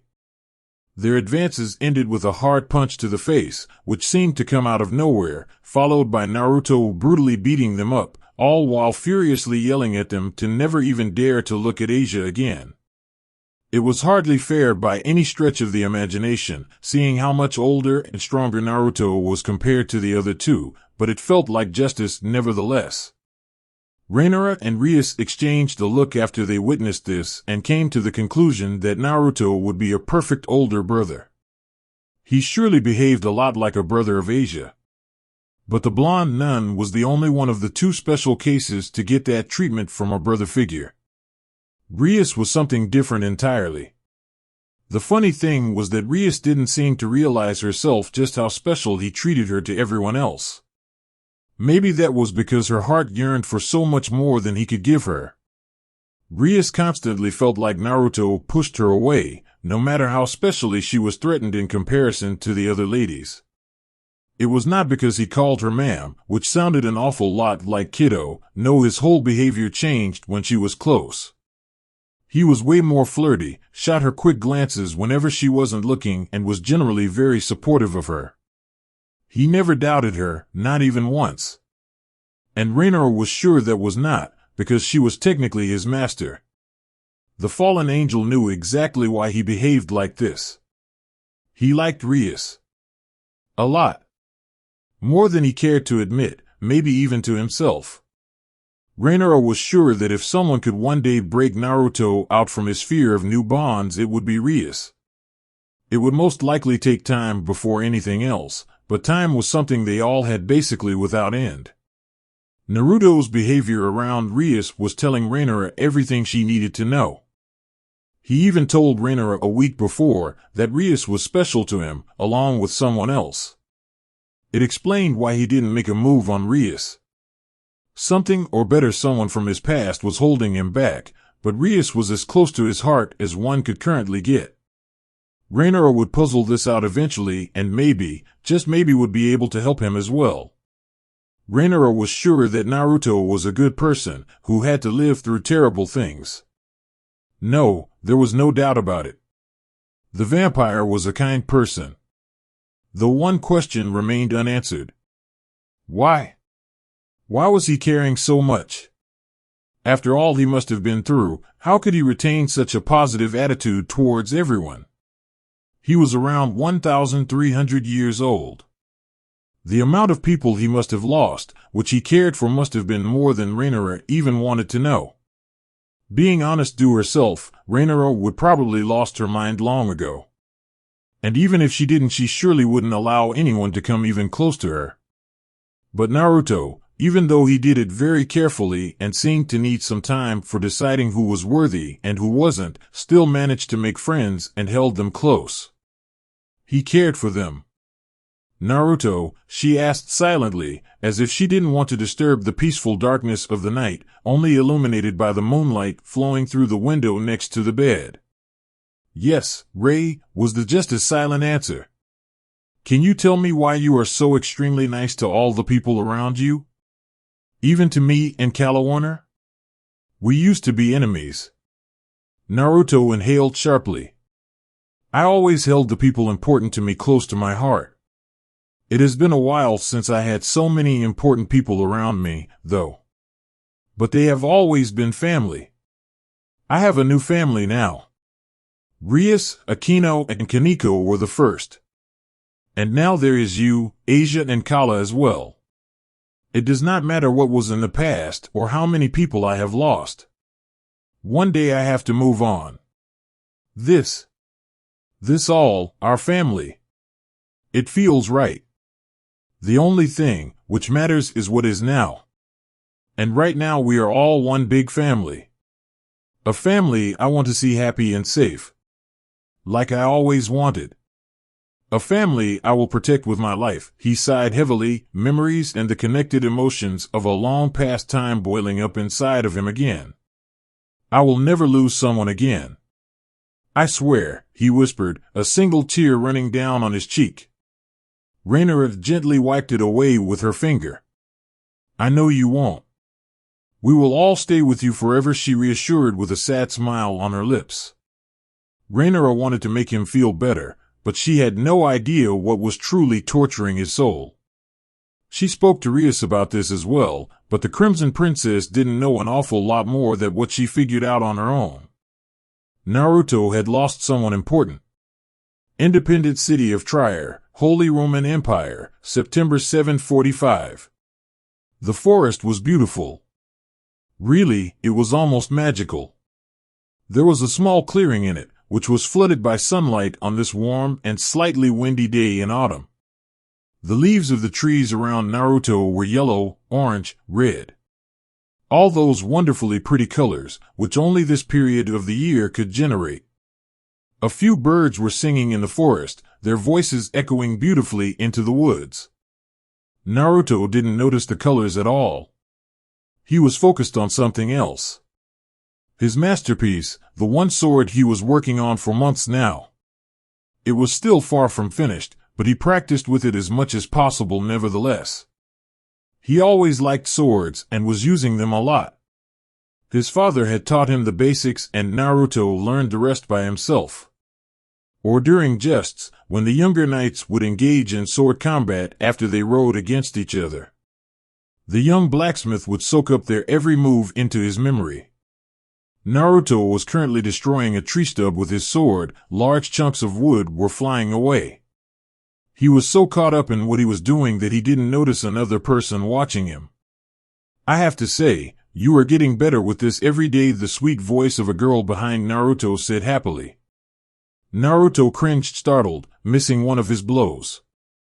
Breathing heavily and exhausted, he slammed the sword into the top of the stub before turning around.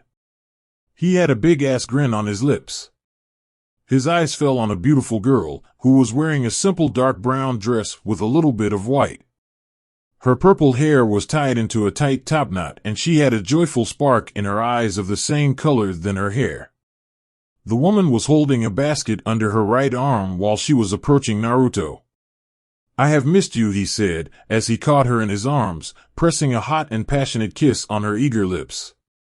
So have I, love, she replied between kisses, letting the basket sink to the ground, before wrapping her arms around him and exploring his well-defined body.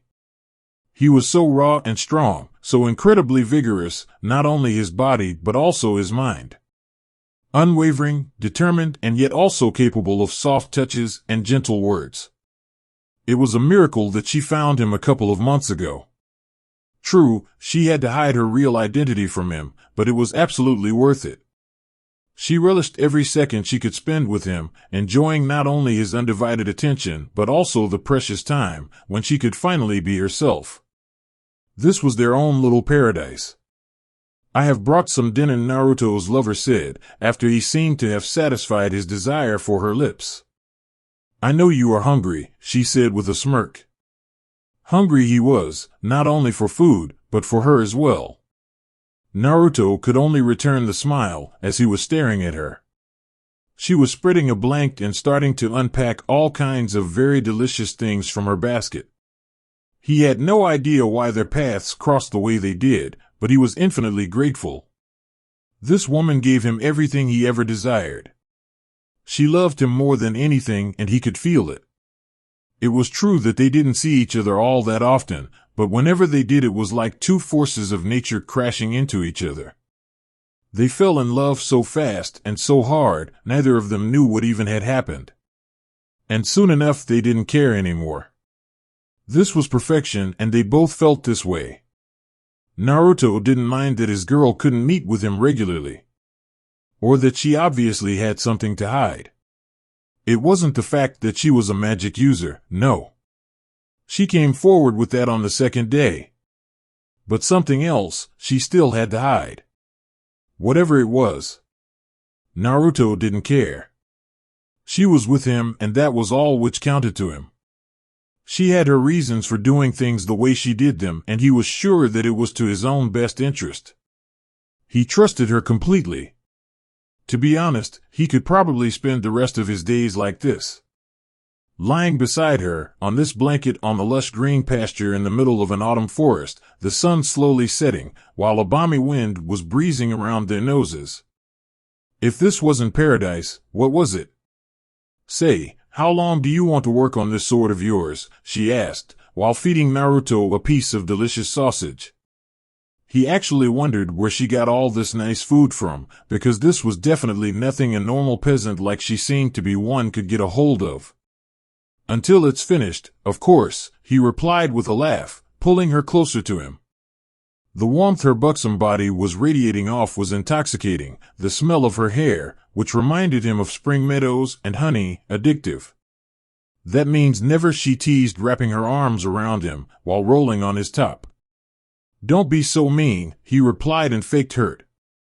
Ah, I'm sorry, she replied ruefully. Come here, I'll make it up to you. The beautiful purple-haired woman pressed her hot lips to his, soon deepening the kiss. She could forget both time and space when she was kissing Naruto. Their tongues fighting for dominance, she could not help but dream about a life with the blacksmith. You know, she began, I might be able to help you with that. If I can, I'll swing by at your shop someday. Okay? You would? Naruto asked. That would be so great. Then I could finally introduce you to father. Or at least he hoped that he could. His girl had to hide something and thus couldn't come with him before. Or meet anyone of his family. Their relationship was a secret. The woman Naruto loved so dearly gently caressed his cheek. Well, let's see how it goes, she smiled weakly. So their relationship would apparently stay a secret for some time longer. Arunos, she asked silently. Yes, dear. I love you, she breathed in a whisper, her eyes lighting up filled with passion and desire, but there was hurt and sorrow as well. Naruto couldn't quite make it out. For some strange reason it felt like a spear piercing through his heart. He should feel infinitely happy, but somehow, with the way she looked at him, Naruto was afraid that she would one day have to leave him. He reached into his pocket. I made this for you, he started, hiding something in his hand. You know I am no goldsmith, but I tried my best, Naruto said, and opened his hand and let the content unfold. Hanging from his fingers was a simple silver necklace made from long elliptical elements of more or less the same size. It was split into 2 chains, which were fusing together at the back, where the clasp was. I know it's not perfect, but I want you to have it. So you will always remember how much I love you. So you will always be reminded that I'll always be there for you. That I am forever yours, he said, reaching out to fix the necklace around her beautiful neck. The gorgeous woman had tears in her eyes. And I will be forever yours, she cried, letting herself be pulled into a hug. Promise, Naruto, one day, we will run away to a place far away. To a place where no one knows who we are and where we can start a new life together. Just the 2 of us, she whispered into his ear, her head resting on his shoulder. The sun was almost gone, and night was beginning to dawn over the peaceful clearing in the forest. The former warm and welcoming autumn air was quickly cooling down. I promise you, dear. One day we will. We will find a place where you won't have to hide those wonderful gifts you have. I promise we shall find some place where we can live in peace, he reassured her with all the sincerity in his voice. Thank you, his girl breathed. She smiled at him, before with a flick of her hand a nice and warm bonfire awoke to life right next to the blanket the couple enjoyed their dinner on. Naruto chuckled softly at the sight. His girl was very gifted with magic. I see your control has improved, he said with a slight hint of teasing. The woman snuggling up to him blushed slightly. It doesn't explode so much anymore, she admitted. / Outside the Occult Research Club, 2 weeks later. Akino? Can I ask you something? Naruto started as he and Ria's queen were walking away from the club towards his car. Sure, what can I do for you? Akino replied. Is it only me, or was Rias behaving really strange the last couple of days? She doesn't seem focused at all, she zones out all the time and seems so lost in thought. You wouldn't know what's going on? Naruto asked. He was beginning to worry. No, but I am glad you said something. I have been noticing the same things. This really isn't like her at all. Should we worry? He asked. No, I don't think so. Let's keep an eye on her for a couple of days. If it doesn't change, we'll talk to her. All right, Naruto nodded. Change of subject, though, do you have the address? Sure do, Akino replied, as Naruto pressed the button on his car key. The vehicle unlocked itself with an audibly click. Oh yeah, Akino whispered to herself. I was dreaming about this for too long, she said. Are you into cars? Naruto asked. Almost as much as I am into S&M, Akino giggled, a word of warning. I might actually orgasm during the ride, she joked. Naruto rose an eyebrow. All right, so much information. Just don't make a mess, he said dryly, as he held the door open for her to get in. She let herself fall into the suede upholstered seat, which was barely above the ground. This was a dream come true. Even the smell of the interior was exactly like Akino had always imagined. To say Rias didn't recognize that piece of art. I can't believe I call her my best friend, Akino said happily as Naruto got into his car as well and pushed the power button hidden under a red security flap in the middle console. The engine behind them awoke to live with a beastly growl, causing Akino to shiver in pleasure. "This is already great," she breathed. Naruto still looked at her suspiciously. He knew this was a fun sensation, but Akino definitely was overdoing it. "You sure you want me to actually drive?" "Not that you are going to explode," he teased. "Sorry." Akino had a deep blush on her cheeks. "Anyway, why are we driving?" she asked. "Weren't you paying attention to what Ria said before?" Naruto rolled his eyes as he let his car glide from the parking lot. Akino shifted in her chair a little uncomfortable. "I kind of didn't." "No. Sorry. But you do know that we are going to kill a group of strays?" he asked with a cheeky smile, causing his passenger to giggle a little embarrassed. "Duh," she replied with a sigh. "There is a barrier around the destination." "Again. That's why we are driving. We'll meet Rinura there." She went ahead already. Naruto summed up what Rias told them before. "Rinura is coming, too?" Akino asked in surprise. "Yes. I want her to get better. This is training to her.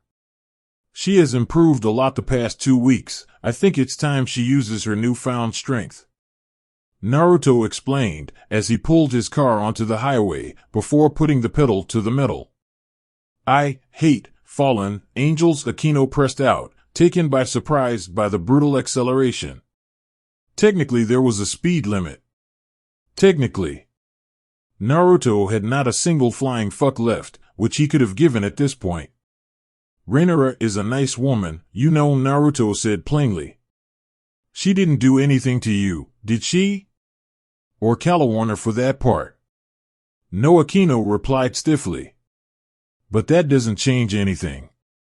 I can tolerate the two of them around, but that doesn't mean I have to like them. Their black wings make me want to murder someone. I will always hate them." No matter what, she said it and sounded completely serious. There was not a hint of doubt in her voice. Naruto frowned, quickly looking over to Akino, who had a stern expression on her face. "What made you think this way, Akino?" He was wondering, but chose to stay quiet. This was hardly the time. There was a job to do, and he was sure that Akino was professional enough to not get personal feelings stand in the way of getting it done. They spent the rest of the ride in silence before Naruto pulled his car up in front of an old and abandoned warehouse. Rinura was already waiting, casually leaning towards the moldy wall surrounding the hall. "I already checked the surroundings," she said, as Naruto and Akino approached. "There are definitely 3 stray devils inside of this warehouse. No doubt about it. Maybe there is also a human hostage, but I am not sure. It does feel pretty weird," she explained the situation. "We'll take care of that when the time comes. For now, let's just concentrate on getting rid of the strays," Naruto decided. No one ever doubted his tactical decisions, even though the chain of command usually was Rias first and then Akino as her queen. Naruto had a mutation piece. His position was very unclear. Yet his experience made him the only reasonable choice to be in charge of things. No one questioned that decision. "All right, let's get the party started," Akino giggled as she was lifted into the air by her own magic, her school uniform replaced by a white and red kimono, the very same she wore when they fought Visser. "Naruto?" Rinura asked. "Are you sure this is a good idea?" "I'm not that good." "Are you having doubts because of the target?" the vampire asked. Rinura firmly shook her head. "That's not it. They are strays, and strays do evil shit. I know that. I just don't want to cause trouble." "Relax, Rinura, that's why I wanted you to be here. So you can improve. I want you to do the majority of the fighting. Akino and myself will stay out of it for the most part and only act as support should the need arise. All right?" The fallen angel hesitated for a second. "If you think it's the best way." "I do. Trust me. You can do this easily. I have the utmost confidence in you." He gave her a supportive smile. "Okay." Rinura turned around to face the warehouse. Akino, she spoke up once again. What? The queen replied, cold as ice. Thank you for being here as well. I know you hate me, but let me try and change that one day. Just don't get yourself killed, fallen one, she almost hissed. Well, at least as much as Akino was capable of hissing. A couple of minutes later, Rhaenyra was violently beating up 3 stray devils. She did this with such fierce prowess, like the fallen angel never had been doing anything else. Naruto had to admit that he was proud. His pupil did progress nicely. Her problem proved to be more on the psychological side than anything else. She underestimated herself, and Naruto might have been wrong when he thought that Rhaenyra was able to judge her abilities correctly. She was able to do a lot more than she thought, and was also way more powerful. Her physical abilities were top-notch. She was capable of summoning extremely powerful light spears and tossed them with deadly precision. Really, the only thing holding her back was her self-confidence. Naruto would have to work on that, and soon Rhaenyra would be one dangerous, deadly, merciless precision weapon who would wreak havoc on her targets. Wreaking havoc while wearing a super hot leather fetish outfit, which revealed more than it covered up. A weapon who would let herself only be wielded by him and Rias. It was quite creepy coming to think of it, but Naruto saw it clear in front of his eyes. All she needed was more confidence, and Rhaenyra would go far. The vampire and Rias queen were standing at the entrance, watching how Rhaenyra did her thing. Her dark black wings were shimmering in the light of the hall. Her movements were as graceful as those of an exotic dancer. With a precise swing of a light spear, she decapitated a stray, splattering blood everywhere. The strays didn't stand a chance. You have to admit she isn't half bad, Naruto said, glancing at Akino. She tried to suppress her heavy blush on her face, but failed miserably. Akino couldn't help it. Violence got her so horny, and as much as she hated to admit it, Rhaenyra was putting up a hot show. There might have been damp knickers. HRRMM, Akino huffed. Naruto just grinned even wider. He had her now. I mean, this is pretty violent. Damn, did you see that decapitation? No mercy was shown, was it? And how she ripped that other guy's whole arm off before she beat him with the mushy end. Even I thought that was hot. Naruto pretended to just be talking to himself, but Akino was getting redder and redder. You know, I also think her wings look really nice. Those dark bleak feathers have something alluring to it. I really don't understand how you can hate them. Did you know they are really soft? He glanced at Akino, who looked back at Naruto. He had to suppress a wide smirk at her face, which was completely flushed over. Even her mouth was slightly agape, and her breathing was heavy. This was too easy. I did not. Akino of course did know, and it made it even worse. She tried to keep her composure, but it was impossible. The things Rhaenyra was doing were bad enough for her, but Naruto was just cruel. He was pushing her off the edge without mercy. He always did. You should ask her if she lets you touch them then. He suggested. I hate fallen angels. Akino replied as firm as she could. It still sounded like a horny moan. I know. And now look at you getting off, while watching a fallen angel killing strays. Naruto leaned, and you are all red on your face. Are you not embarrassed? What if Rhaenyra sees you like that?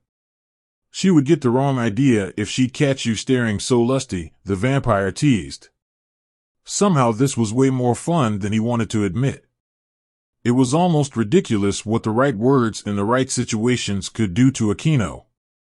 He noticed that during their occasional hunts. I hate you, Naruto. Akino gasped, breathing heavily, trying to stand straight. She really did get off from this, and it was just as good feeling as it was embarrassing. This may have added something to the sensation as well. No, you don't, Naruto replied with a proud smirk on his lips. He wouldn't do these things to anyone else, but with Akino it was different. She seemed to really need rather violent teasing. Rhaenyra finished off the last stray in a spectacular move, ripping him in 2 halves, before she got bathed in blood. Naruto saw her swirling a light spear around as it vanished. She walked over to a chair, which was standing a little bit to the side, and ripped some ropes off it. She then picked up a figure from the chair and dragged her with her as she was slowly walking back to her vampire master and Akino. Her curvy hips were swinging seductively as she set one foot in front of the other. Soon she stood in front of Naruto, dropping the figure she carried with her to the floor.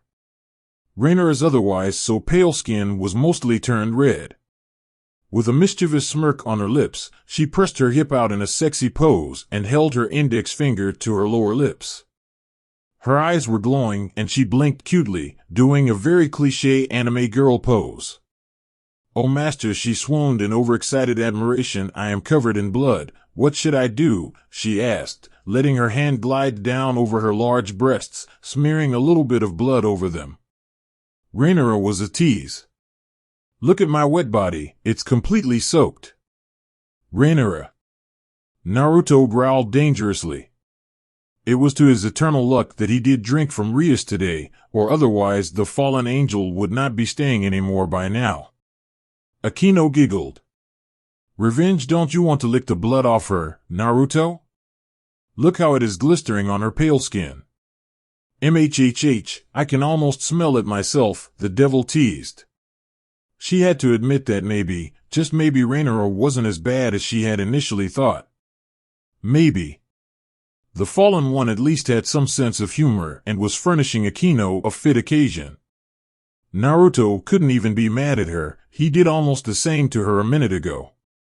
He changed topic. "Who is that?" Naruto wanted to know, pointing at the figure lying on the ground. "Oh, that." Rainora helped the person up sit up. It was a girl, maybe around Akino's age. Brown hair, brown eyes, beautiful face, and the body of a grown woman. She was wearing a cropped light violet Nike sports shirt and skin-tight gray shorts. Her body made clear that the girl was into sports a lot. She had a plaster on her right jawbone.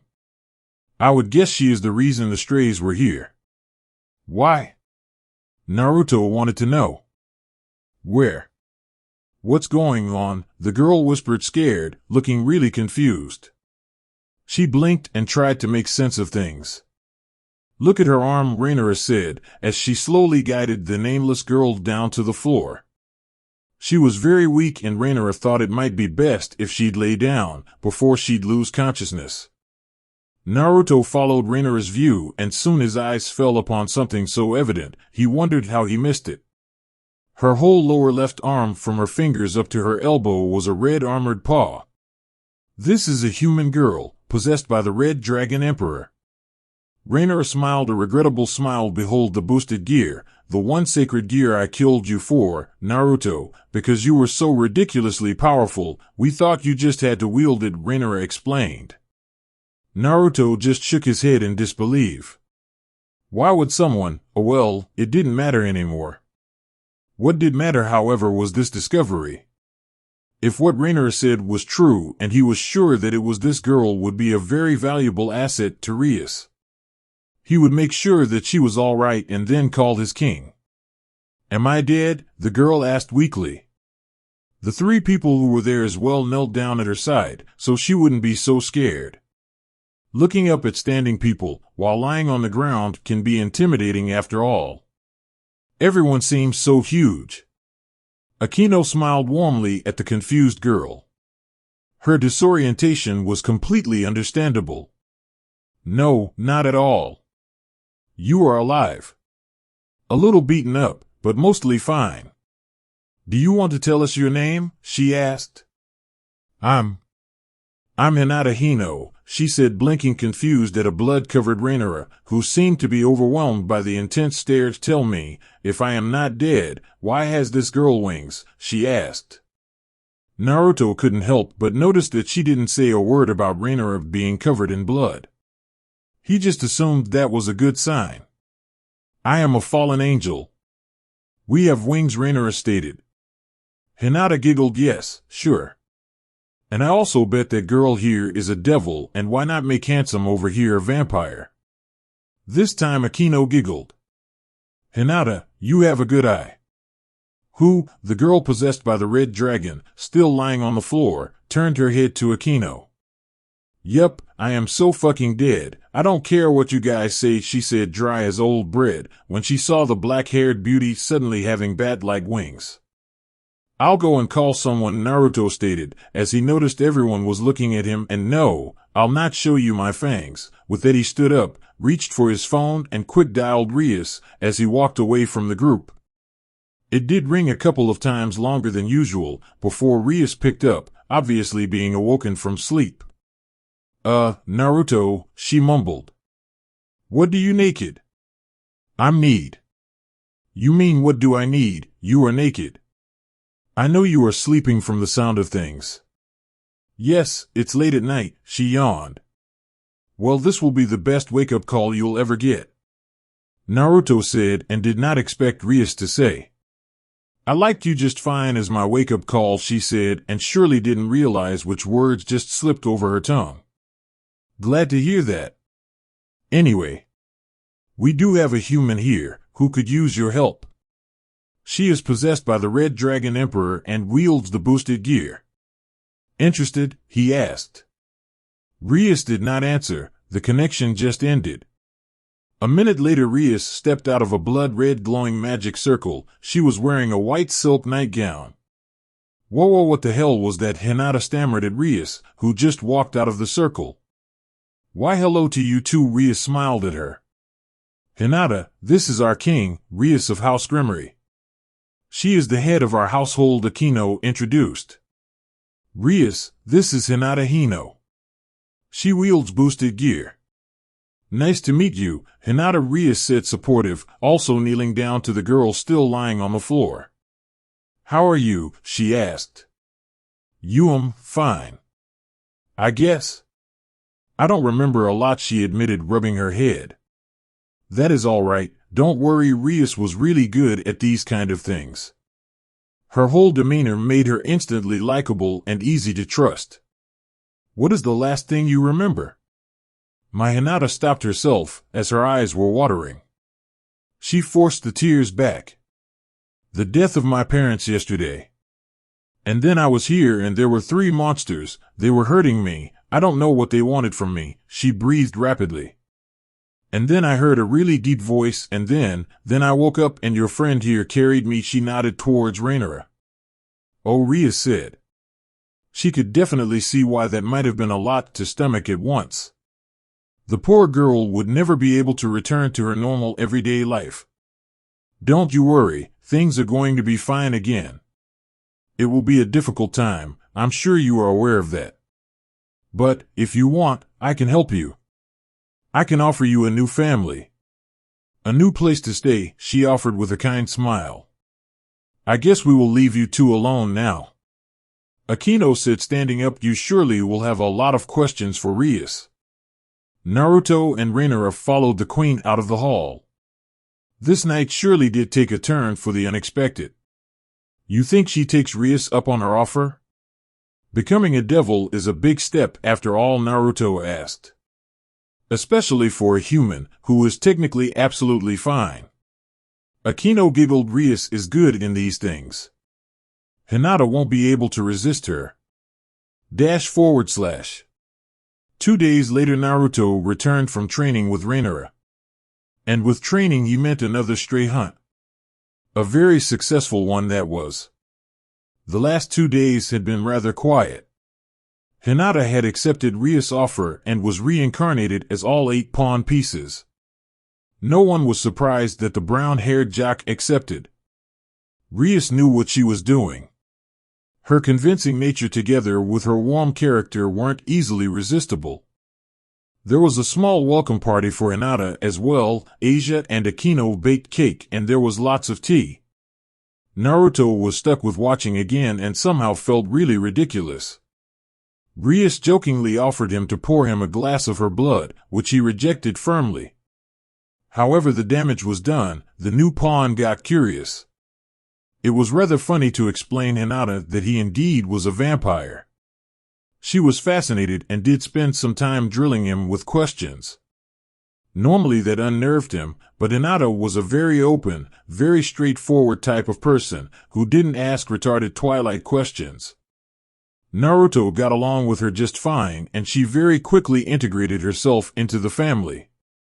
After only one day, it already felt like Hinata was never not part of them. Rias, on the other side, had been acting strange the entire time. She had been zoning out a lot, was asking weird questions, or making strange comments. It wasn't like her at all. The vampire and Akino planned to talk with her tomorrow. For now, however, the only priority for Naruto and Reinoa was to get some sleep. It had been an exhausting mission. Naruto turned the key to his hose around to open the front door. Reinoa snuck past him into the dark hallway. It was already way past bedtime, and the fallen angel was simply beaten. She killed 2 S-class stray devils today and was completely exhausted. During their ride back, Naruto had told her that being exhausted meant that you had been pushing your limits. And pushing limits is the best way to improve. You did an excellent job, Reinoa. I am very proud of you, Naruto lauded silently, while he put his keys into a small basket next to the door, before closing it. Slowly his new house was starting to feel like a home.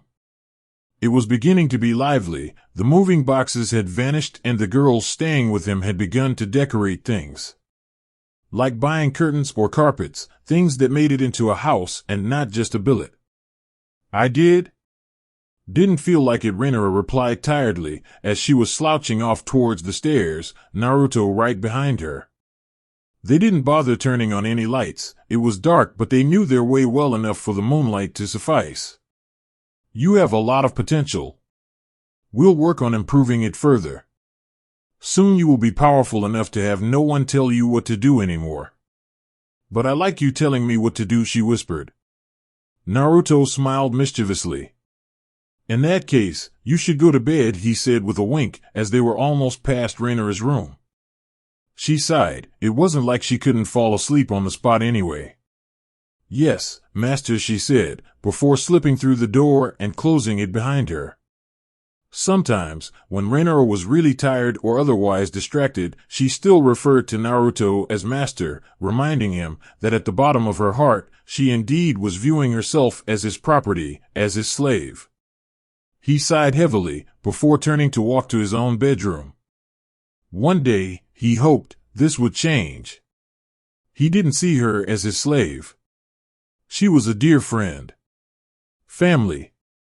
He pushed the door into his bedroom open, tossing his equipment belts into a corner and beginning to unseal the clasps on his armor, when he realized that he was not alone in his room. He reached for the light switch, flipping it down. The room was bathed in light, a little too bright for such a sudden change. It took a moment for his eyes, which were so used to darkness, to suddenly adjust to the bright light.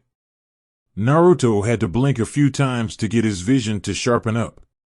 And a few times extra to make sure he wasn't seeing things. Ma'am, he asked in surprise. Rias was sitting on his desk naked. Say, Naruto, do you find me attractive? She asked and sounded so very sad. Her otherwise so joyful blue eyes, which used to radiate happiness off like the sun warmth, looked broken. Naruto was completely taken aback. He just stared at her for a moment. Of course I do, and you know that. He would be a fool to think otherwise. Rias was absolutely gorgeous, and she was completely naked. She was smoking hot in clothes, but damn, that was something to look at. Ma'am, what's going on here? Why are you?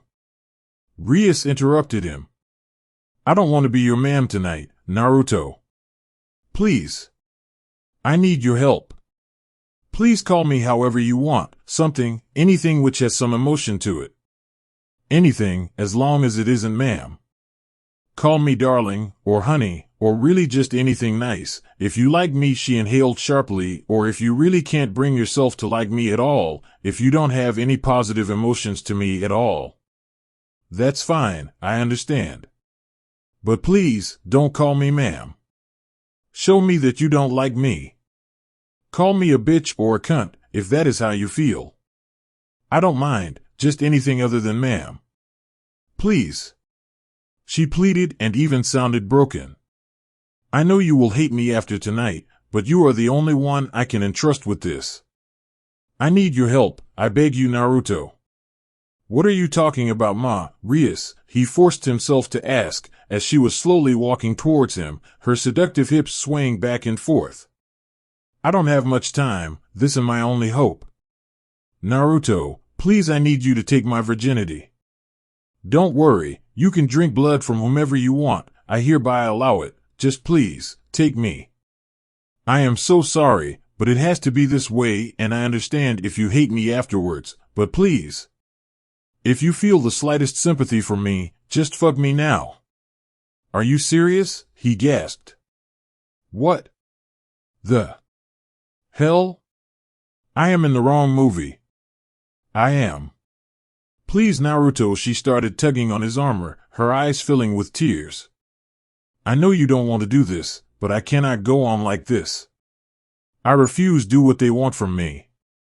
If I am ruined, I might still have a chance. Please, just do me. Gently if you want, or roughly, if that's what you prefer, I don't mind. Just take my virginity, I'll promise to fulfill your every wish I can after that.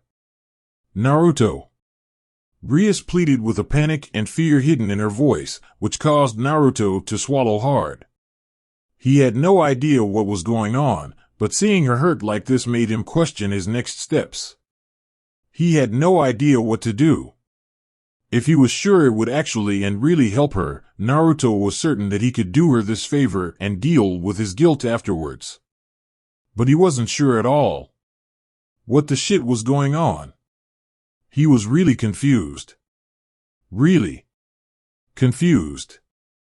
I figured you would do something stupid. Offering yourself to a lowly creature like this. Unacceptable, an unfamiliar female voice spoke up behind them. Naruto was faster than ever before, time itself seemed to freeze as he vanished. He was behind the intruder even before the bright gray magic circle fully dissolved and the woman had finished speaking her first sentence. The person appearing in Naruto's bedroom was wearing a navy blue maid outfit and had long gray hair, braided into 2 pigtails. That was everything Naruto was able to see, as he was holding his katana to her neck.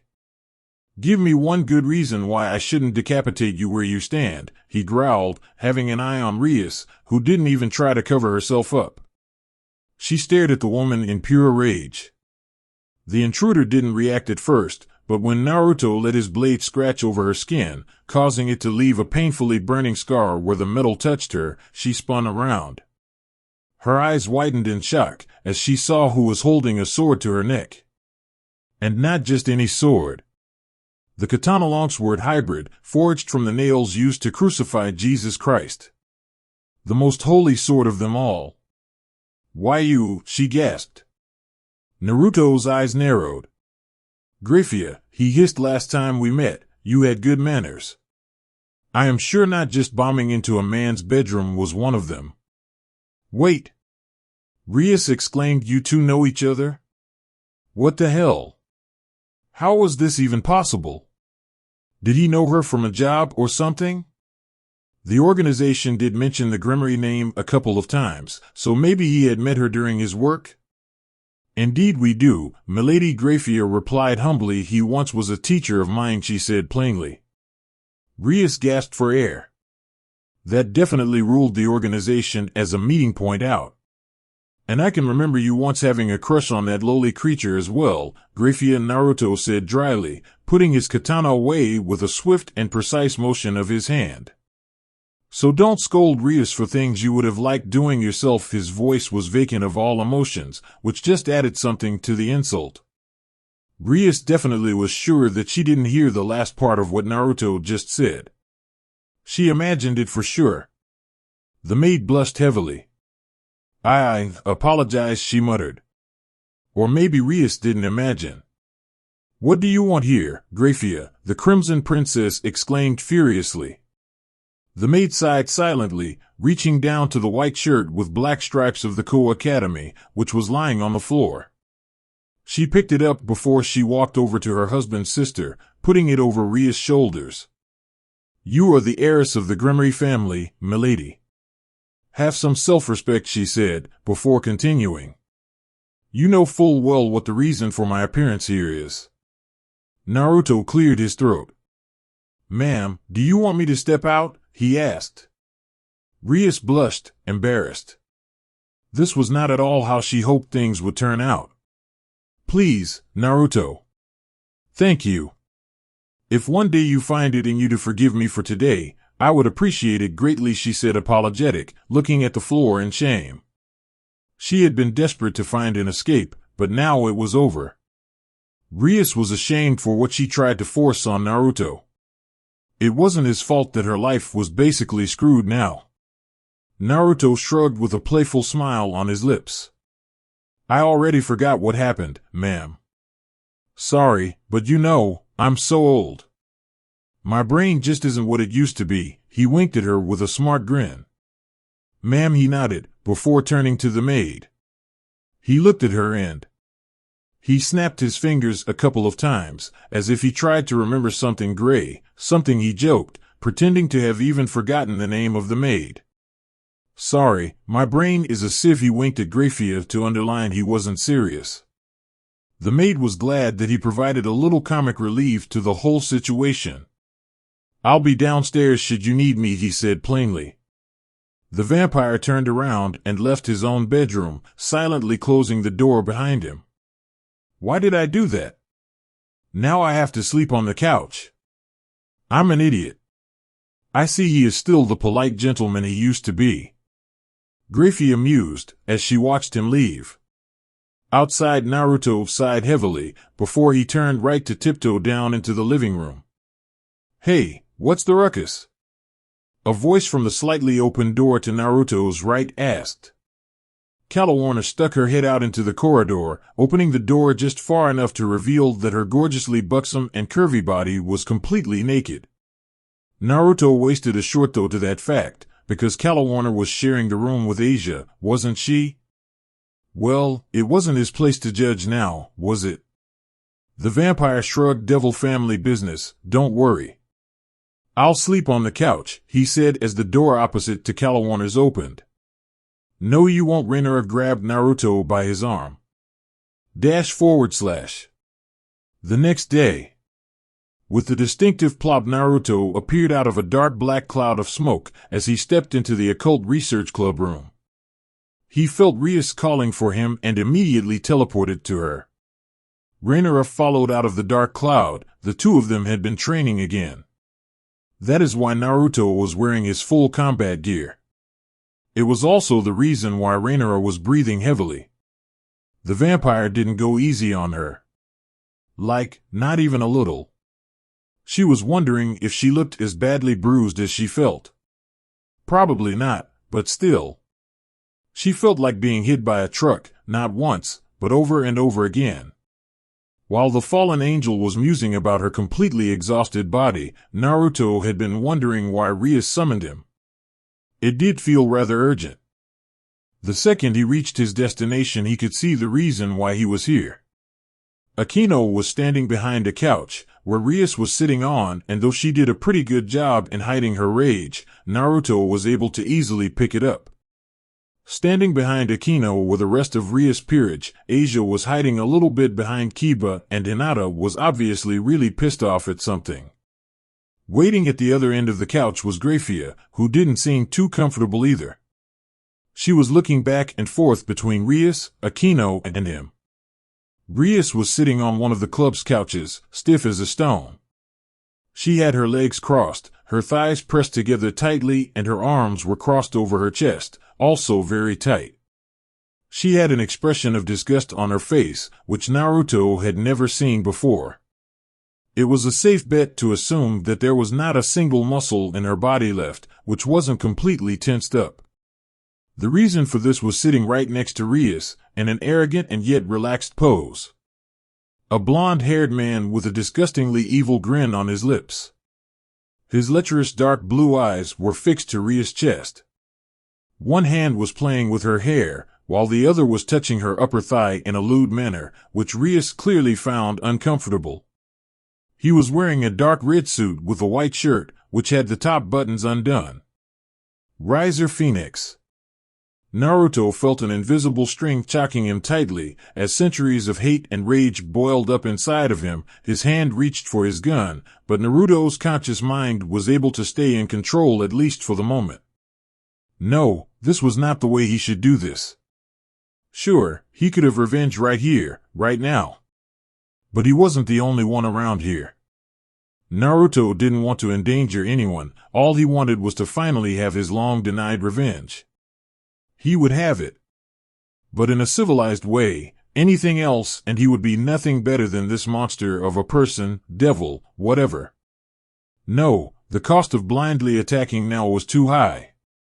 Ultimately, Rias would have to pay the price for his foolish actions, and Naruto didn't want her to be dragged into this. She deserved better than having to deal with his fucked up past. It did cost Naruto all his strength to keep his cool now, but he managed. He would do this the way he usually worked. He did battle like he did basically everything else, clear and focused. Emotions didn't play a part in it. Thinking things through, planning, carefully playing his enemy before catching him in a moment without his guard. This was how Naruto worked, how he took care of things. It was a proven, reliable method. He wouldn't throw overboard everything he knew now.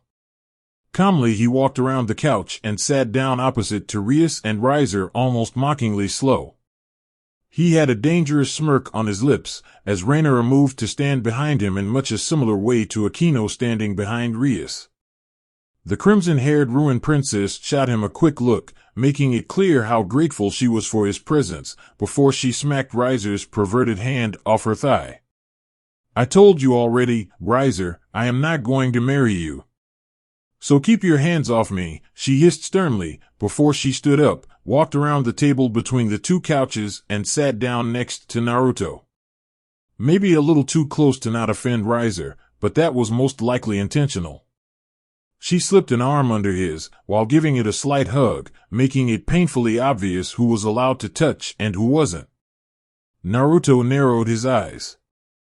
Suddenly things were adding up. Rias visited him last night, so she would be of no value to Riser anymore. She wanted to break off the engagement so badly, she was willing to give her virginity to someone in order to do it.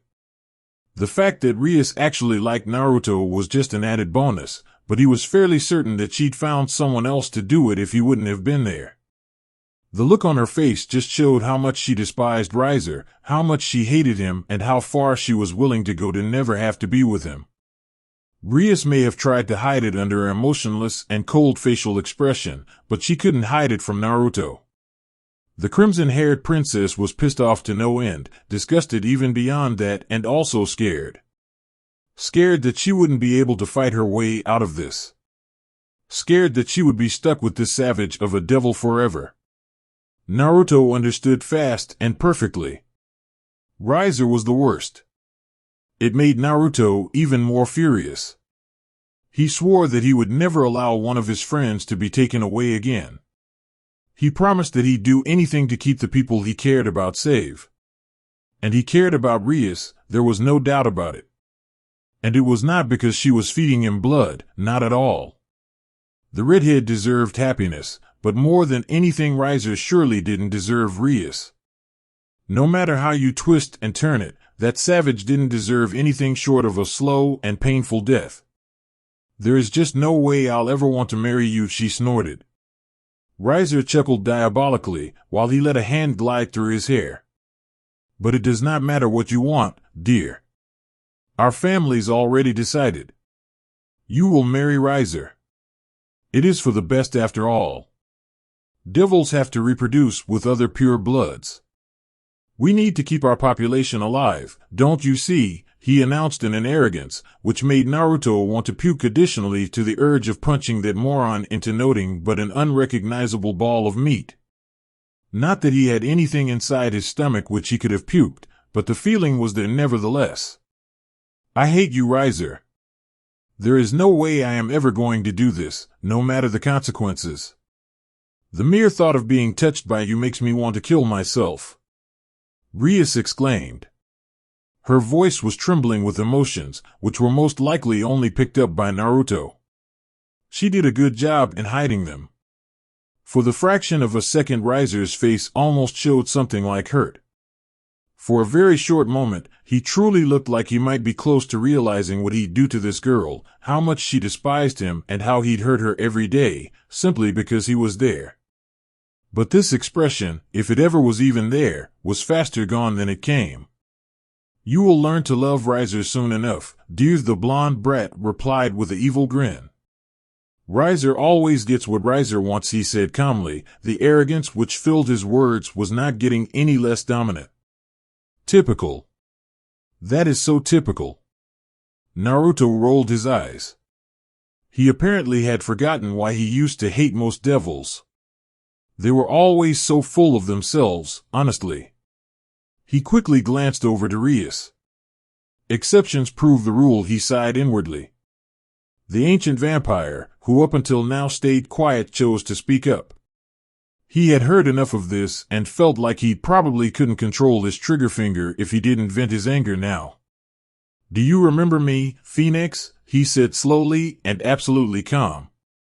His voice was absolutely deadly, as his piercing glance was fixated on Riser, like an ultimate predator circling its absolutely helpless and already wounded prey. He leaned forward, leaning his elbow on his knee. He turned his upper body in such a manner that Riser was looking directly into his eyes, but still shielded Rias from the other devil. It was a subconscious move. Naruto didn't even realize his stance. Riser quickly eyed the lowly servant with overbearing arrogance.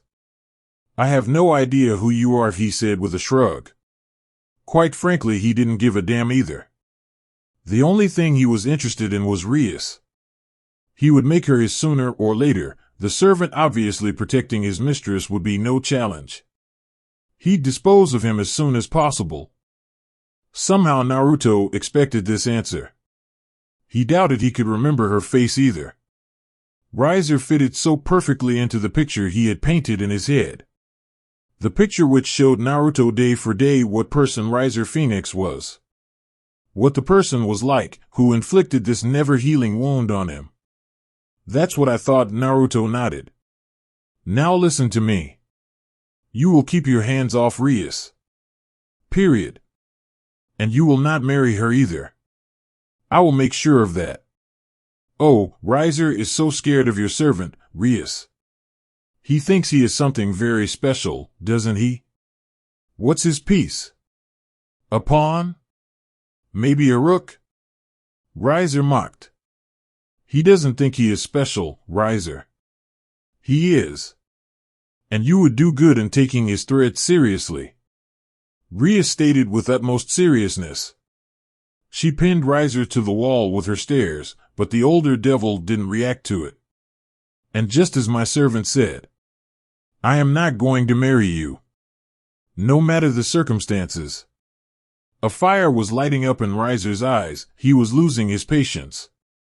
Graphia carefully cleared her throat. This was beginning to escalate, and she did not want to clean up the mess, which Naruto would without a doubt produce here. She didn't want to wipe up the remains of Riser smeared across walls, but most of all she didn't want to explain what happened here at all. "My master has anticipated there would be a conflict of some sort. As such, he has assigned me a last resort, should communications break down." "Of course he did," Rias said, and sounded almost a little annoyed by Graphia's vague statement. "Would you care to be a little more specific? Should Milady decide to put her own personal desires over the well-being of her family, she is to decide this via a rating game," Graphia announced neutrally.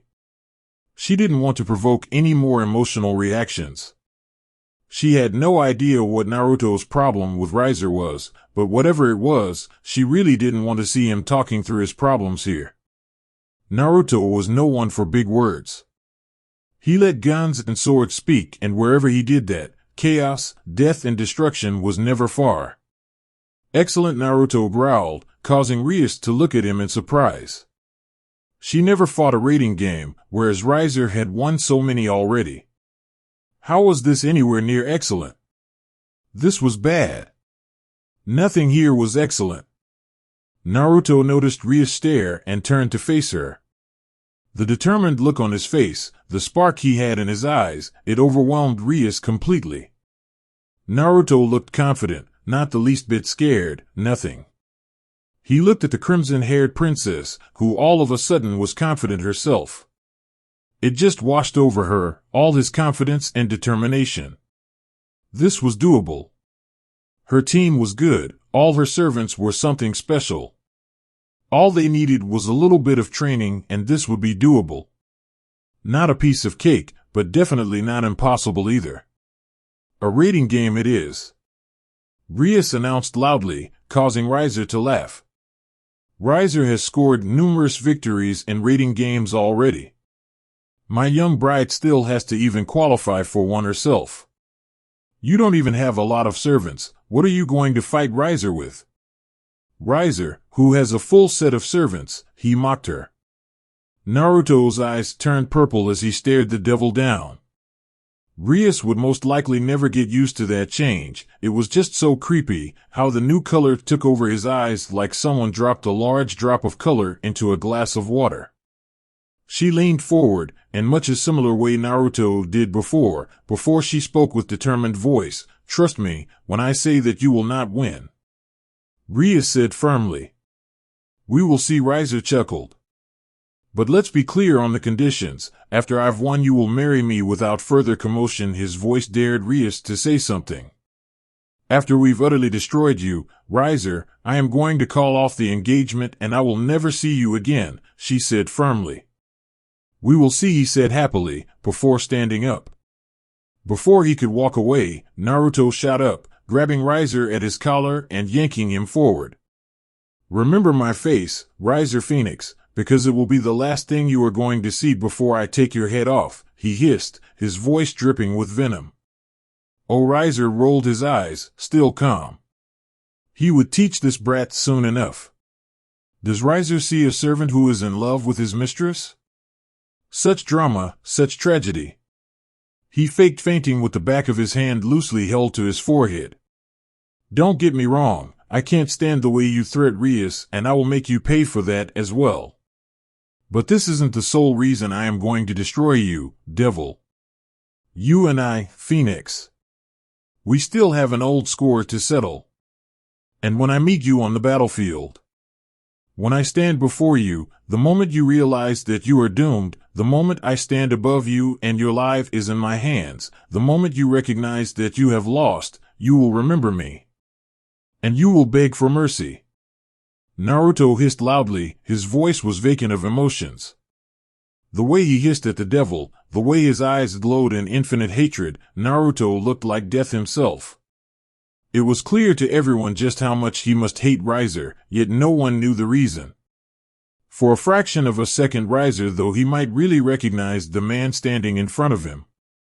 He was intimidating, but Riser would never show that.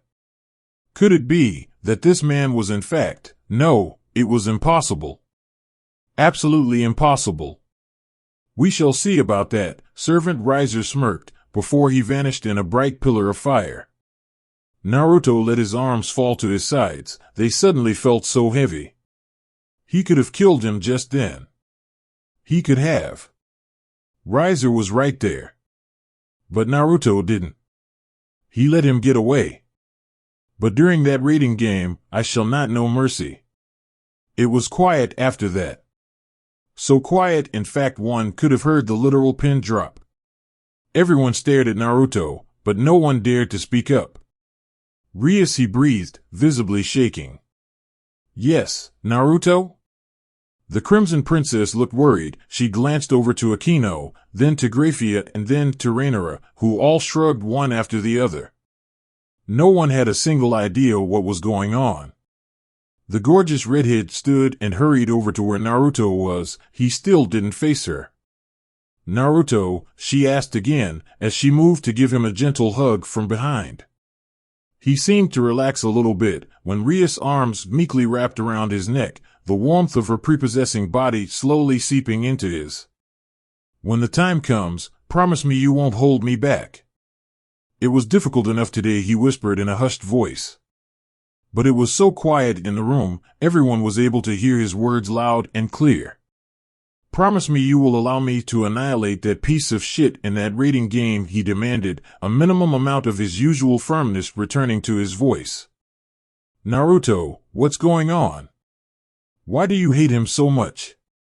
Rias asked, letting her head rest on his shoulder. She knew it was not only because of her. Sure, Naruto was clearly upset, because she was forced to marry someone she obviously despised from the depth of her heart, but something else was causing that overwhelming hate and anger. Feelings of such unbelievable strength, everyone in the room was able to feel the uncomfortable stinging in their chests, the feeling of sharp spikes piercing through your heart. It was radiating off Naruto in waves of negative emotions, each of which sent a shiver up everyone's spines. The vampire freed himself from Rias' worried embrace. Before he turned around, his eyes still had that creepy violet glow to them, while silent tears were running down his face. He gently reached for her hands, which were sliding down his body, as he caught them. "He killed my fiancée."